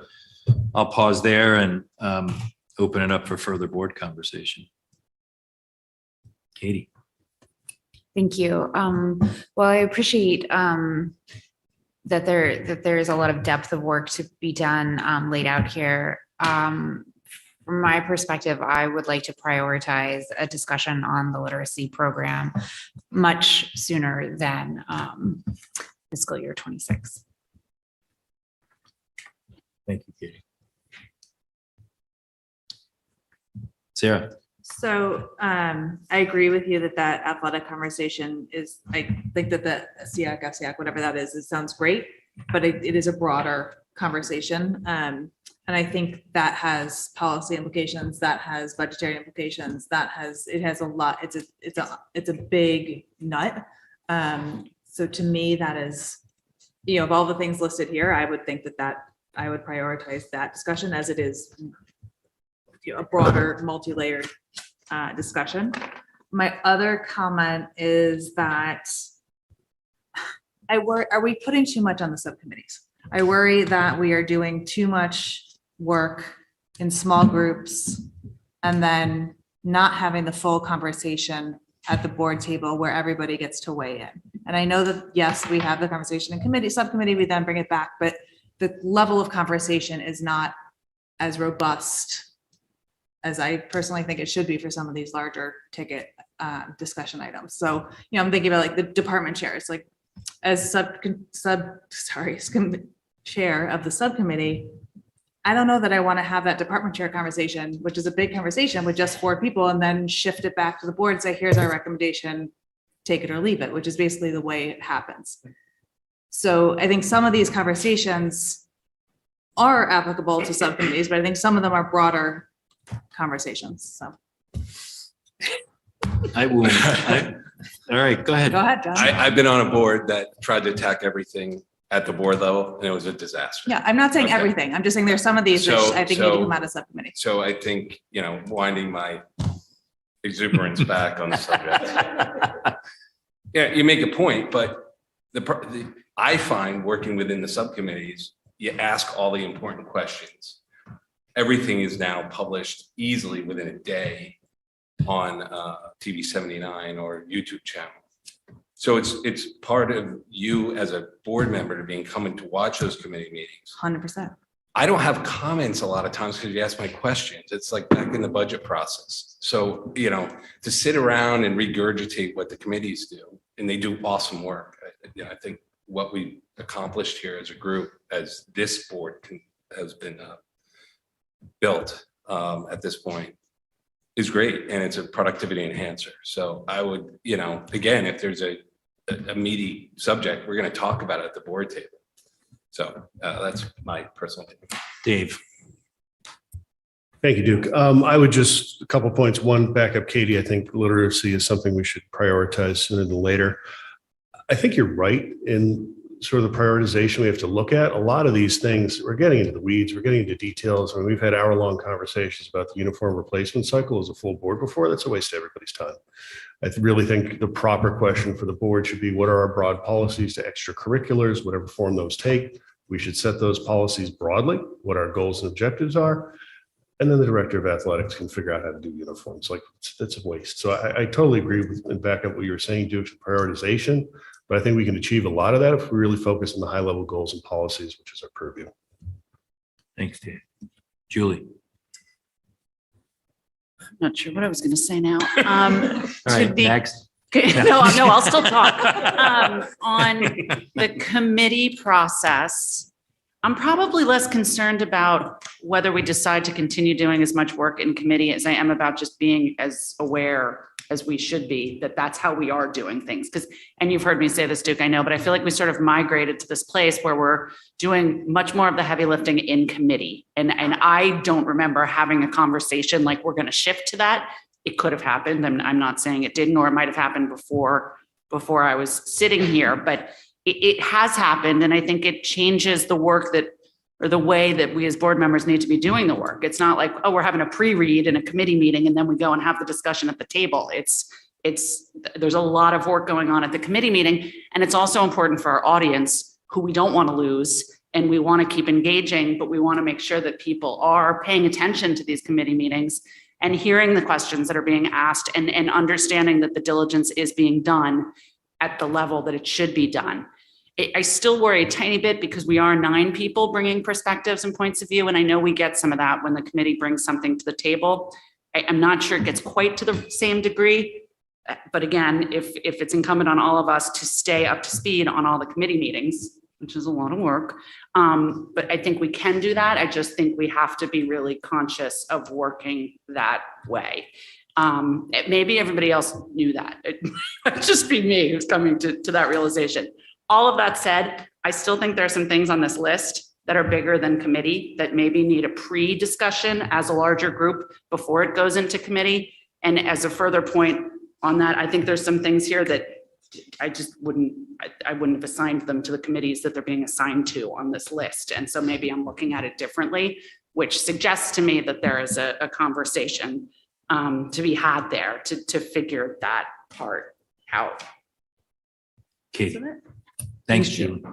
I agree. I'm quite wary of pushing too much and too heavy of topics to subcommittees for the reasons that were outlined. When you look at this table, this can largely be divided, I would say, in half to the curriculum committee, and then most of the rest goes to the finance committee. For what it's worth, my personal opinion that the finance and the policy subcommittees in particular make a lot of sense for those minutiae and those details. But when I look at this list for curriculum committee, these topics are essentially the responsibility of the Board of Education. That is why we are sitting here. And I'm not on that committee, and I would be uncomfortable not being part of the early conversations for those. Thanks, Katie. Jill? So our policy actually specifies sort of how we're organized. And one of the things it talks about is the use of subcommittees. As subcommittees, we are required to come to the board with a recommendation. I think that intentionally we're set up actually to work in that structure. There are multiple examples of where it's been very effective. For example, facilities. There are two different ways to use subcommittees. And I think we need to open that discussion up a little bit. There are times when we just take information, like a financial report. We take a look at it. There might be a few questions, but by and large, it comes very much to the board in the same format that existed before. There are other times where we might take a more abstract topic, like how do you deal with the budget calendar? And the subcommittee kicked that around a little bit and said, we want to take a look at the budget process. What do we have to do next? After a discussion, it became clear the next logical discussion was to look at a calendar and then take it from there. And so while we're having a discussion about subcommittees, we actually later in the meeting have a pretty structured way to deal with how we want to talk about the budget process. The third way that we deal with, have used subcommittees, is something comes to us and we take a look at it and we say it's not sufficient. It actually needs to be kicked around some more. And facilities is a really good example of where we've had to send things back before they came back to the board. We have a couple of examples of that. HHR, in the way that it's structured, came up through the facilities committee. Similarly, we have our libraries for the moment are not back at the board table because we don't need to have a full discussion about libraries right now. The district is not in a position to take on doing libraries at Tokenie, Middlesex, and the high school. And we've also pointed out that there may be bigger discussions at Middlesex and or the high school. So I think we can probably at a later date, we probably ultimately maybe we need to put a subcommittees on the agenda because we're a little bit off agenda at the moment and just talk about the use of it. That said, I think each of these, part of what's difficult is they would probably the subcommittees may be used in different ways to talk about these topics. So for example, curriculum committee may need to kick around. What are the questions we want to ask about department chairs before we actually have a robust discussion about them? Finance, maybe need to talk about the universe of participation fees. Athletics probably needs to go somewhere to kick around. If we sit here, 9 of us, and say, what do we want to talk about for athletics? We will be here for the entire duration of the retreat, and we have done that before. So somebody's going to have to take ownership, a smaller group, for figuring out what is the key question, what are we trying to ask? Even the small list of 4 bullet items is a pretty big list. So I think that my personal opinion is we do need to do some prioritization, and some of that might be maybe curriculum talks about literacy and says what would be the scope of looking at literacy and comes back to the board and says this is the impact of it. But I would suggest that we move forward with this by and large the way that it is. Let the subcommittees do their work, bring it back to the board and see where it fits. John. And remember, the board charges the subcommittees with the role. The subcommittees come back to the board. So like nothing's actually completed. So we added 2 subcommittees just recently as a board to look at things differently in more detail. So are we, again, we're way off topic agenda, like point of order. Maybe we should put an agenda item on, but we've talked about taking them away already. It makes no sense to me. That's not what I'm suggesting. Sorry. That's not what I'm suggesting. And I think to your point, the use of this, how the subcommittees are used are very different than somehow maybe what I interpreted here. Like to have, just use department chairs as the example. Here's a curriculum committee, figure out what we need to talk about. CARE administration, please go back and figure that out. And then let's have the discussion at the full board table. I don't want it to be, my concern is that I don't want the subcommittees to be doing the work for the 9 of us, saying, here's a recommendation, and the 9 of us become a rubber stamp. That is not what I want to happen. I want all 9 opinions heard on every. It was never I know, the intent. I have heard that concern from people, so I just want to make sure that that's not what happens. We'll tell you. People on the board or off? No. Doesn't like, there's just a general perception that is, we don't talk in depth at the full table. So. I will They tell should you. watch our committee meeting. Yeah, I mean, there's a big component of that, you got to pay attention. Yeah. I mean, we have to pay attention, the community has to And pay that we attention, have to pay attention. I will tell you, approaching almost 9 years on this board, that having committees, not having committees, I think we're at the best place we've ever been with having these subcommittees. And I think the best work has been done by these subcommittees. And I think it's streamlined the meetings. I can remember having some of these topics at the board table and these meetings going 4.5, 5.5 hours, because 9 people discussing some of these topics is a lot. with that said, I think all the points around this table are valid. And I think I'll just use it as an example, something like a literacy conversation. I think that's a board conversation and we decide as a board that here are the questions or here's what we want looked at or reviewed by the curriculum committee. And then it's up to us to give the feedback to the curriculum committee also. But it's up to us to make that decision. Are we comfortable with that topic coming up through the curriculum committee, or is there another way we want to do it? But I think we have to think about how we manage this, how we manage the work at the administrative level, how we manage the work at our level too. If you go, you sit at a board meeting at a company, you know, I've been at incredibly efficient board meetings where they're 2 hours. The audit committee presents, the HR committee presents, the compensation committee presents, what the technology committee presents, right? Everyone on that board, their role is to do their homework and look at the presentations and understand the information that's coming before them. But those subcommittees do the work and bring the information to the board. There's no point in 12 people on a corporate board having those in-depth conversations. You have the expertise of those people at those subcommittees. And I think we've done a really good job of that. But I think, you know, look, we can continue to talk about it and make sure everyone feels comfortable to where they're doing. But I think to your point, Julie, I think this has moved in that direction. We've had a lot of conversations on it since I was on the board. But the key is that everyone realizes you can't come to this table and have not listened to a curriculum committee meeting or looked at the information, you know, and so you can participate, you know, 100% at the table. So, Dennis. So just one last point with that. I agree with everything you said. I mean, I think that's, you know, we've sat here too long at 11:30 trying to make a massive decision and you're exhausted and you're starving. But I think the other part as well, though, is the subcommittees are structured to be a minority part of the board. So you can't come and say, this is our expectation, because you can still be voted down by the 5 members who aren't part of that subcommittee. So I think that's a key part that we're not discussing. Yeah. Good. What's the next steps? What do you want to do? So I would, in terms of next steps, the one thing I think we should all think about from a prioritization standpoint, what we want to put on an agenda for the summer retreat. I think there's some work there that we need to think about that we want to accomplish. And then I would just have everyone go through and make sure these are everything we want to, look at. But then I think we need to put some prioritization in place, even as we build it out into the calendar.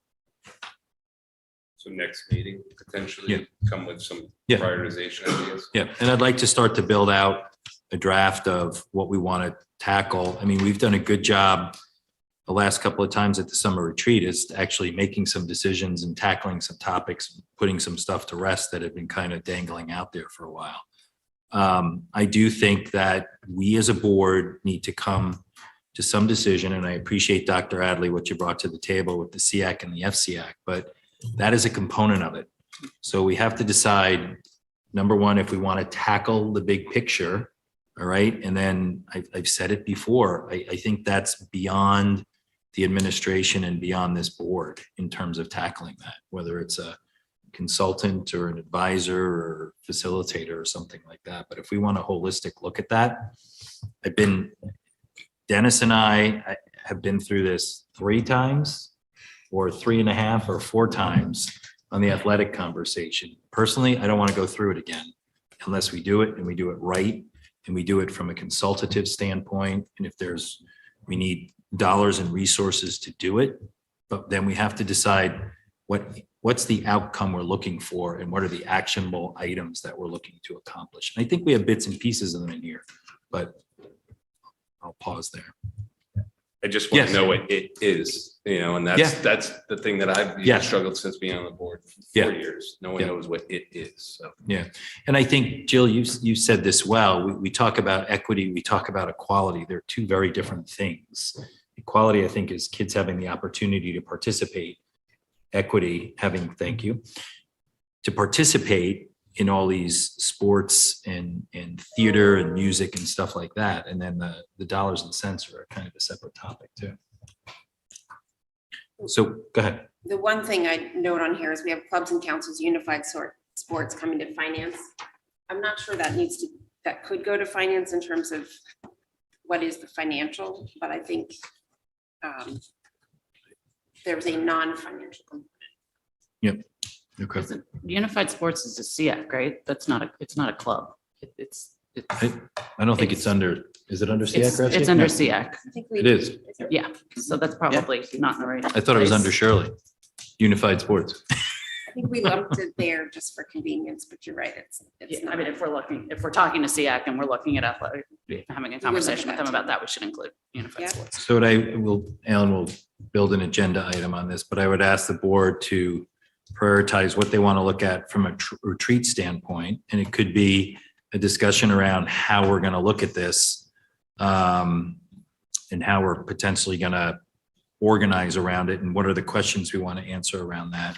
And then I would just go through and do some prioritization to Katie's point of where she sees literacy. And there may be reasons from an administrative standpoint why literacy is, out further than, where you feel it should be. But that's what we need to hear from the administration. All right. Yes, it would be helpful as we go around that the next time that if there's different dispositions from board members, there needs to be a consensus, like from the full board generally that's to move something or not. I think like if you look at this first page, you've got athletics, clubs, councils, unified sports. Some of that almost falls into one topic to me that I think we're going to look at it holistically. All right. Good.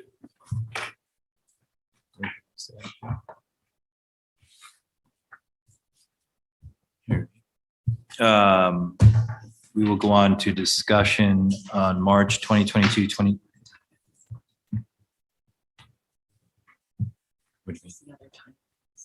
you mean? Right. I think part of this timeline, would be part of everyone going and looking through this again. So we can say we reviewed it and discussed it this evening, but let's look for potential action items, some of this in terms of dates and specific board topics for the agenda. Discussion on March 2022, 2023 financial report, possible action on proposed budget transfer. So Rich, is this where we would do an amendment? Yes. Okay. So I'll have you go through your Yep, report. and I'll amend it at the end. Thank you. So this is the financial report through March. We were forecasting a positive balance of $864,678. We would recommend then obviously taking $5,000 off of that, so it would be $859,678. The general education RCs are about positive 161, and the special education RC is positive 703, which is primarily excess cost related. Salary forecast is a positive $60,000. It is primarily associated with available balance within student interns that weren't filled. The recommendation for that second transfer will take $5,000 out of that student intern account to potentially fund the bike racks.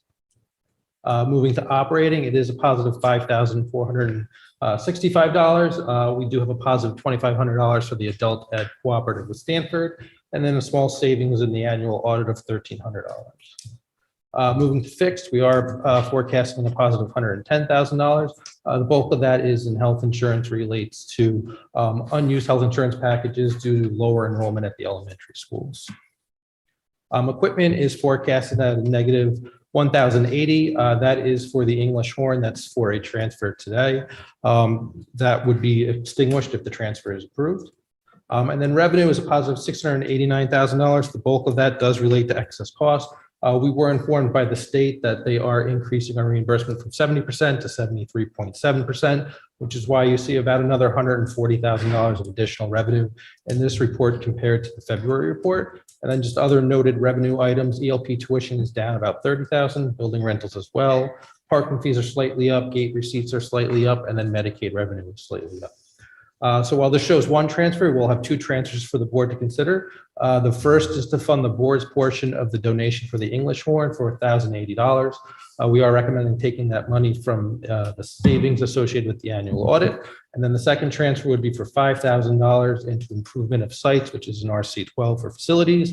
That would be for the bike racks and the funding coming from student interns. And we would recommend that coming from him. Okay, thank you, Rich. Board questions? Good. Katie? At the finance subcommittee meeting, Rich and I had a conversation about the ECR and some questions regarding the tracking of services and the audit with the state. And Shirley, he had mentioned that some of the answers to those would come from you. So I was just curious if you'd had a chance to see that meeting and if you could weigh in on some of those outstanding questions. I did not see the meeting, so I don't know the questions to answer. But I can say our tracking systems have been consistent with excess cost. We've been using our in-house Google tracking system with Heather Shea. All of our providers in a timely manner submit their data. It's focused. We've been consistent every year with our audits that we've come out, I'd say stellar, with our tracking systems, and they're responsible for submitting it on a weekly basis. So we have, thanks, Katie. So we have Heather, who's been here as long as I've been here. So she is our in-house specialist and does this 24/7 for us. Yes. And then it's audited by an external auditor. Correct. So at the end of the year, we are required, not just excess cost, but everything to be audited. Right. So the Board of Finance appoints an auditor. So it was Bloom Shapiro, I think they merged into CLM. And so what they do is they do an audit of the excess cost submission, and they actually look at the files that were submitted for a number of students. And so because we submit on March 1st, we're submitting, not 8 months of actuals and then a forecast of 4 months. So they're looking, did anything change from what you forecasted for those 4 months to the end of the year? It could be anything from a student maybe didn't attend all the days. It could be a student change placement or services change, whatever it might be. And so that adjustment could be positive or it could be negative. And because it could be negative or positive, the state does tie that to ECS money in the following year, which goes directly to the town. Right. And so usually what you see is typically a small adjustment. It usually ranges, $20,000 to $40,000 of an adjustment, either positive or negative. And that's based on what happens during that audit period, which happens in the summer. And then does the state do an audit on what we submit to them? And then that audit ties into what you just described in terms of a potential positive or negative from an ECS standpoint. So the state doesn't do an audit. They do look at your claims. They do, they'll ask questions about whether or not something's a state approved facility or, certain questions about services that might be, but they're not auditing the actual figures. That only comes from the independent auditors that the town has. Okay, good. What else? Yeah, a couple follow-ups. So Shirley, can you just confirm then when you said that the ECR tracking has always been happening? So we certainly came to light this year that tracking was something that we needed to implement across special education. So if I'm understanding you right, you're saying that you did always track services that were fulfilled for students that you were expecting to be part of ECR. You just weren't for the other ones. Is that correct? Well, no, providers were tracking with their own systems. And I mentioned that when we started to roll out our new tracking system. So it may be they used paper and pen for doing attendance. They might have used their own Google Docs. They might have used their own electronic system. Some providers actually use roll books. So what we had presented in our first memo to you back in March, I think it was March 3rd, we rolled out and said we were going to use a version of our ECR tracking form because there were different fields we wanted to capture. We want to capture actually a checkbox that says if it was received or not, and a comment section for the providers to say why it was missed and how they're going to make it up. So in our memo on March 3rd, we had rolled that out. We started by first meeting with the entire administrative team. We rolled it out. Then we went school by school to roll it out to the administrators and the SCSS teams. Kristen and I did the elementary schools. We went to each school, rolled out the attendance form, said what the expectation was for that form. And if you recall, in our memorandum, we said that we would have beginning in April, and we did roll it out when we returned on April 17th. In the elementary schools, every 6 days, because they have a 6-day cycle, the administrator would watch over it and see what's being missed or what makeup session is. In Middlesex, 5 days, since they have a 5-day cycle, and in the high school on an 8-day cycle. It also can be done in Excel, so everyone has the same form, but they can store it the way they want to, and it's student specific. So to your question, Katie, we used our excess tracking form as a model. We modified it somewhat to really meet the needs because the state has other questions that were asked on their excess cost, and we rolled it out on the Monday, the 17th. Yeah, so I understand all of that. I think the distinction there was that while a lot of providers were tracking, that administration had no roll-up of that. So if someone had pencil and paper, they had something tucked in their pocket, that wasn't something that you could see. So that was the distinction that we needed to put in place. And actually in response to that, which is why we developed a new form to make sure, because we were in agreement that we didn't want individual record keeping of that. And the concern of the board was we needed a systematic way that everyone would use the same form. I think we did mention that we might look to our tracking for secondary for next year, if we could probably use our Aspen system, if that were possible. But in response to your question, Katie, it was in moving forward to really make sure that we are identifying missed sessions. We are informing administrators, and they're responsible on the level and working with families to make up any missed sessions. Or in moving forward to find ways to increase our ability not to miss those sessions. What can we do when we know there's a full day of PPTs? If we can find ways to cover that so we're not missing them moving forward. We've also asked people, and the staff has been wonderful. Again, I said we're not asking people to, but we are asking people if they are willing to give up their lunch and their preps to do some makeup sessions. We greatly appreciate that. There is a payroll associated with that, and we've been able to use that also.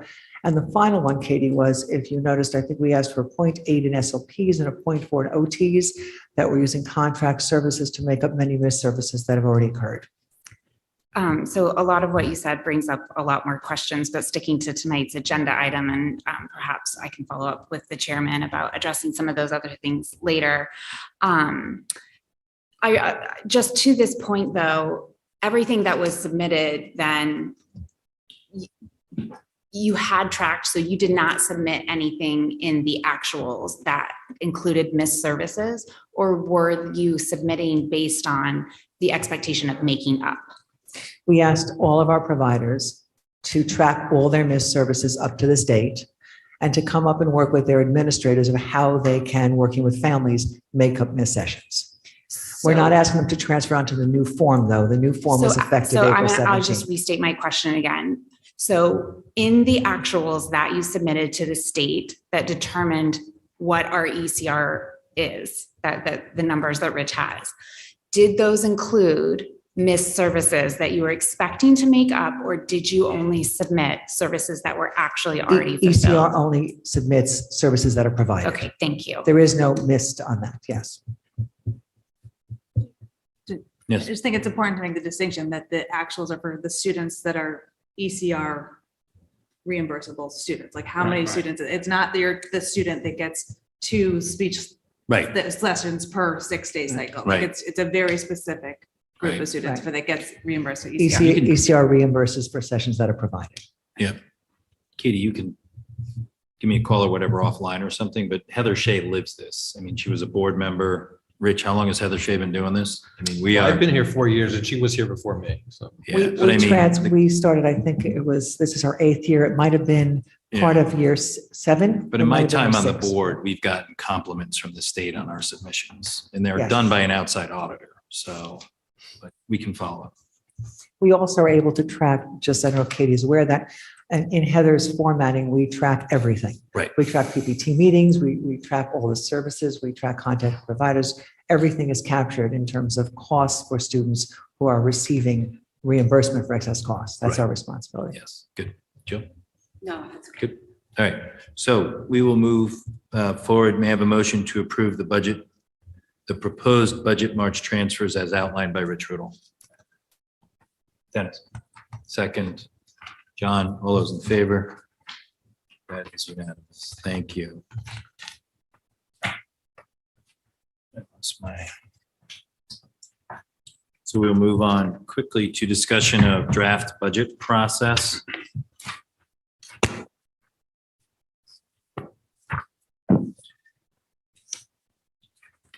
Mr. Chairman, you have a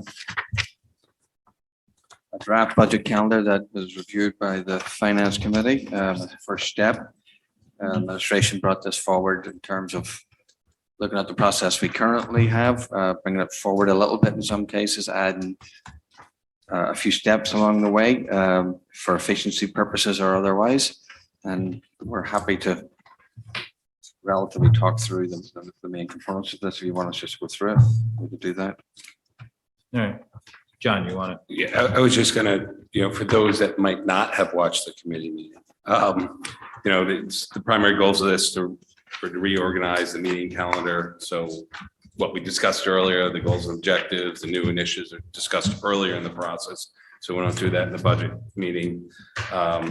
The Q&A, try to find better ways to manage and streamline that, and also have questions addressed to the board, not directly to the administration. And at that time, the board will find a way to ensure that they're budget-related questions.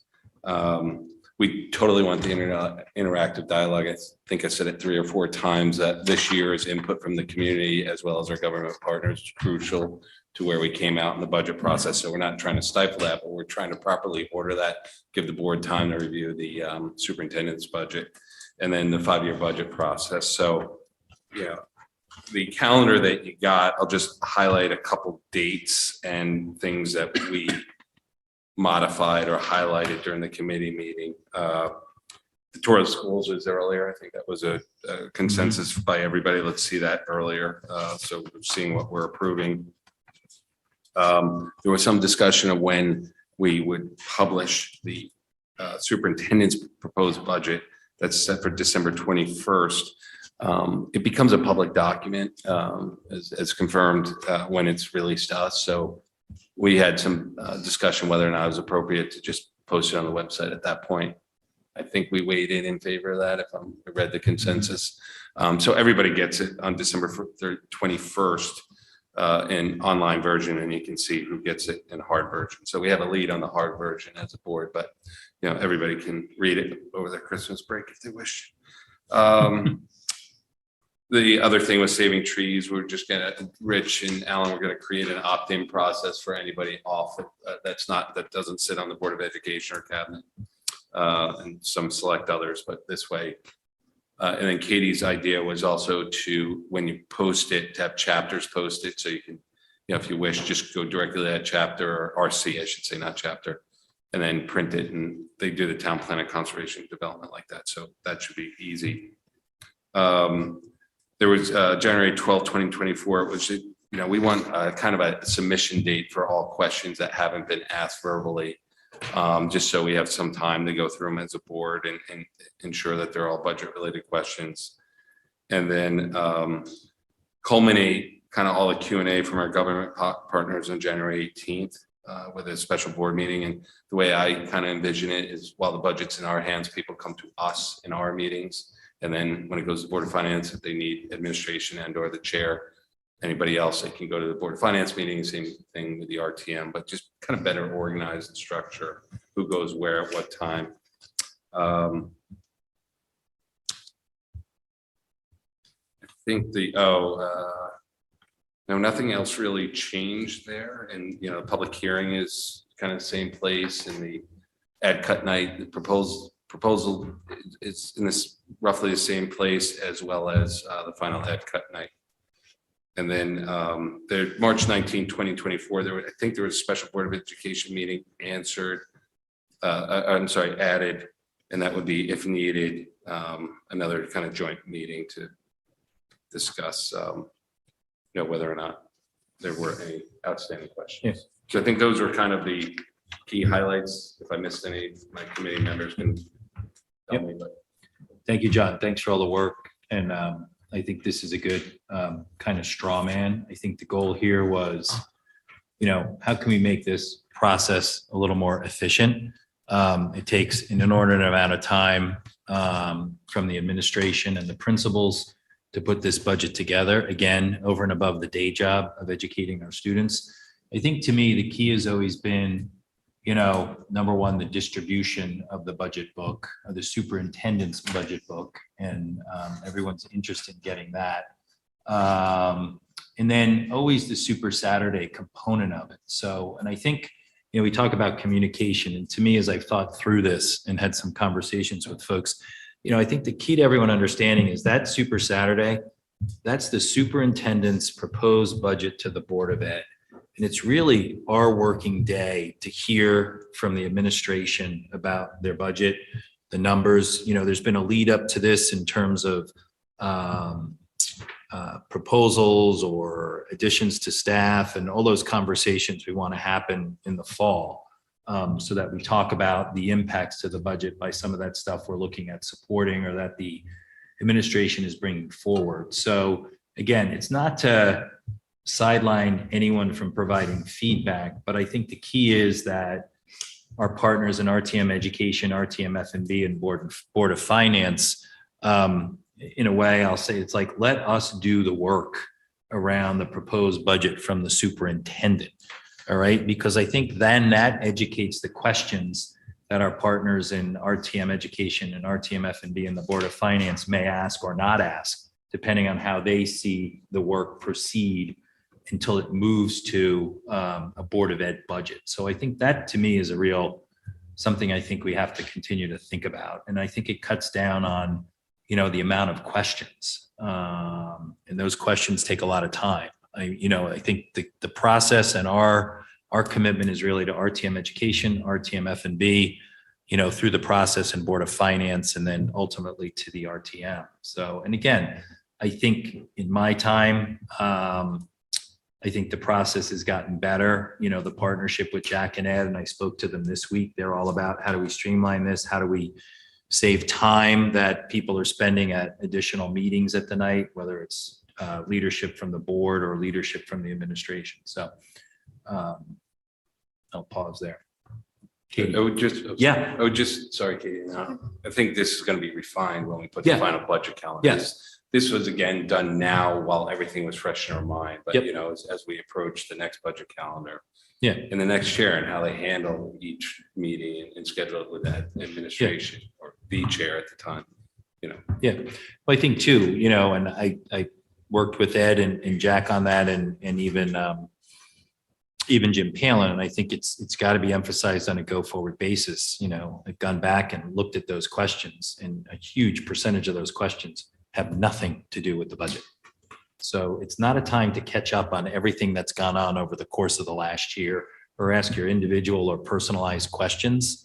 You know, it's a time to focus on the initiatives that have been brought forward, how they impact the budget and what the budget looks like. Again, it goes back to paying attention throughout the course of the year. Joe.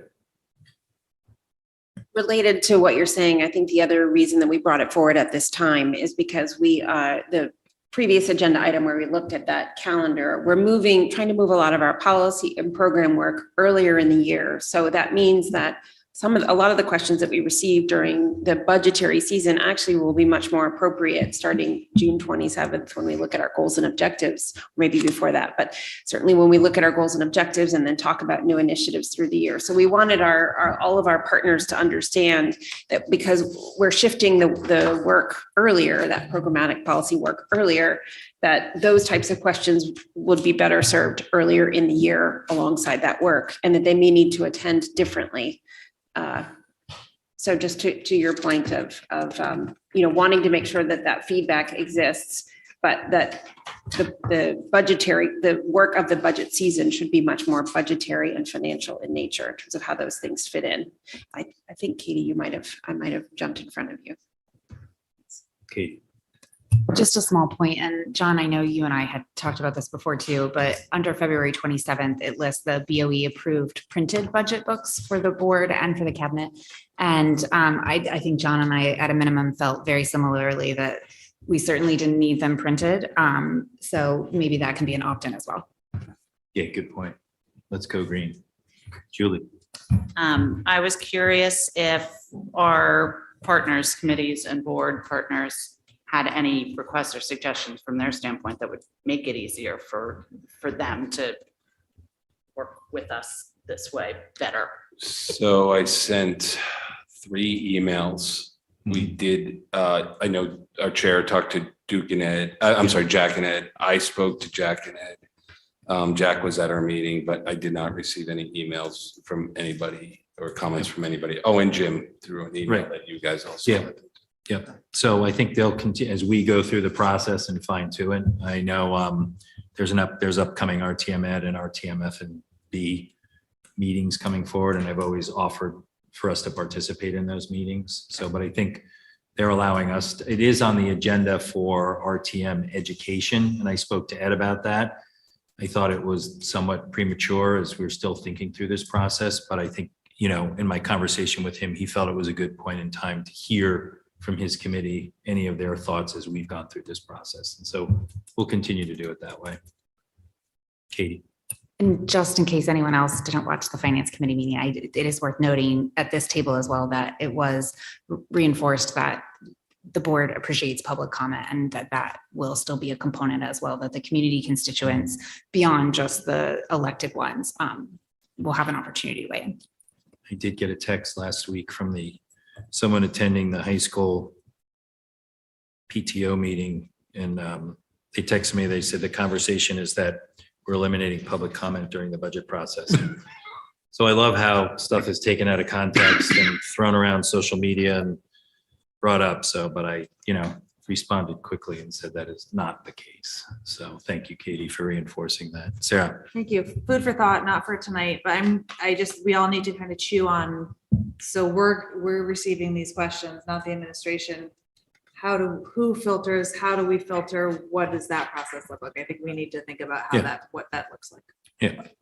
Well, My unless thought- it's pertaining to the budget, it gets eliminated. Yeah, my thought process. Right, but whose job is I don't think so, Dennis. Is that just given the time factor, hearing what the board wants us to process and not want us to process, it would be much more efficient for the cabinet just to filter them ourselves in the sense of like those that are not budget related. We convey that message, because back and forth on that with such a tight time frame that's going, Yes. that itself will cause more confusion. Good. All right.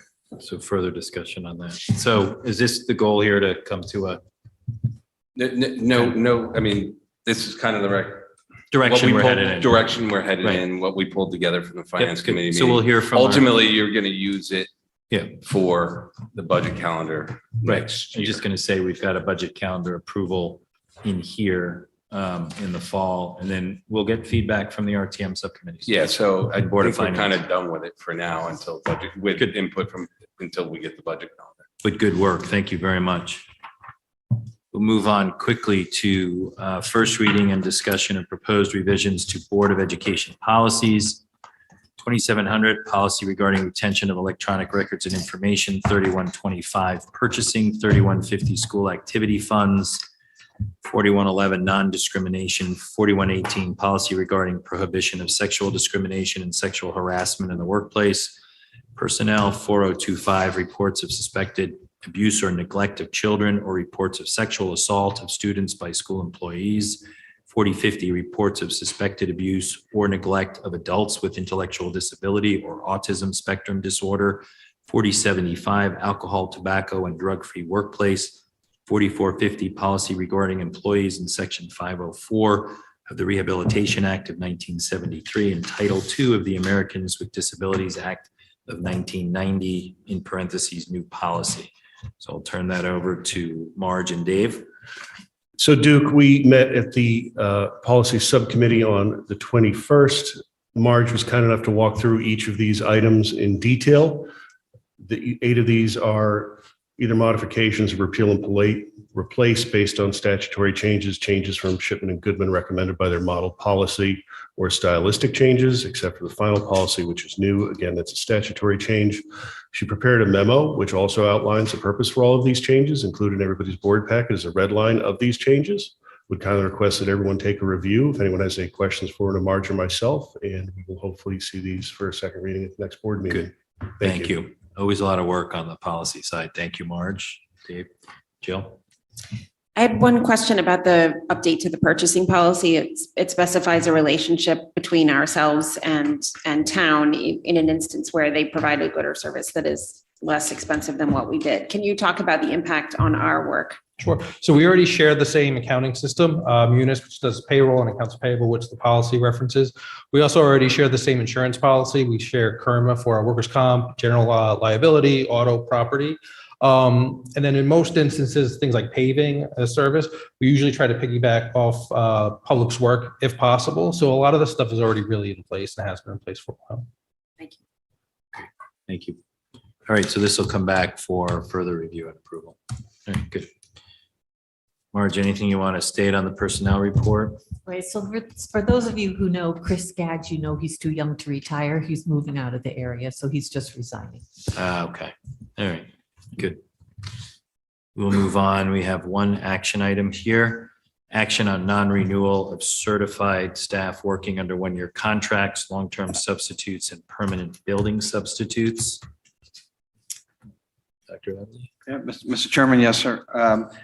For this particular item, I'm recommending that the contract of employment for Catherine Perez Anton not be renewed for the following year upon its expiration at the end of the 2022-23 school year for performance reasons. Okay. May I have a motion that the contract of employment of Catherine Perez Anton not be renewed for the following year upon its expiration at the end of the 2022-2023 school year, and that the superintendent of schools is directed to advise such person in writing of this action? May I have a motion? Dennis, second. John Cini, all those in favor? That is Cini, Best, Katie, Maroney, Jill, Deneen, Sarah, and Worm. Any abstentions? And Dave Brown abstaining. Thank you. Michelle, we'll move back to public comment. Good evening. If anyone in person would like to participate, please state your name and address for the record. Hello, my name is Catherine Perez Antoine. And I live in 138 Silver Mine in Norwalk, Connecticut. I just want to say that it's really unfortunate that I'm on my way out as Dr. Dad is on her way in. I was really excited about her position.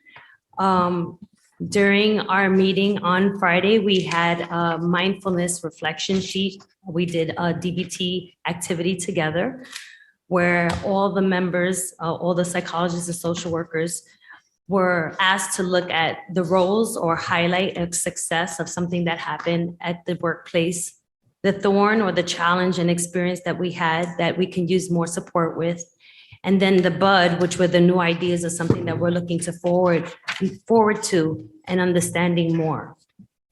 And during that time, I took notes on what my peers had said were the roles.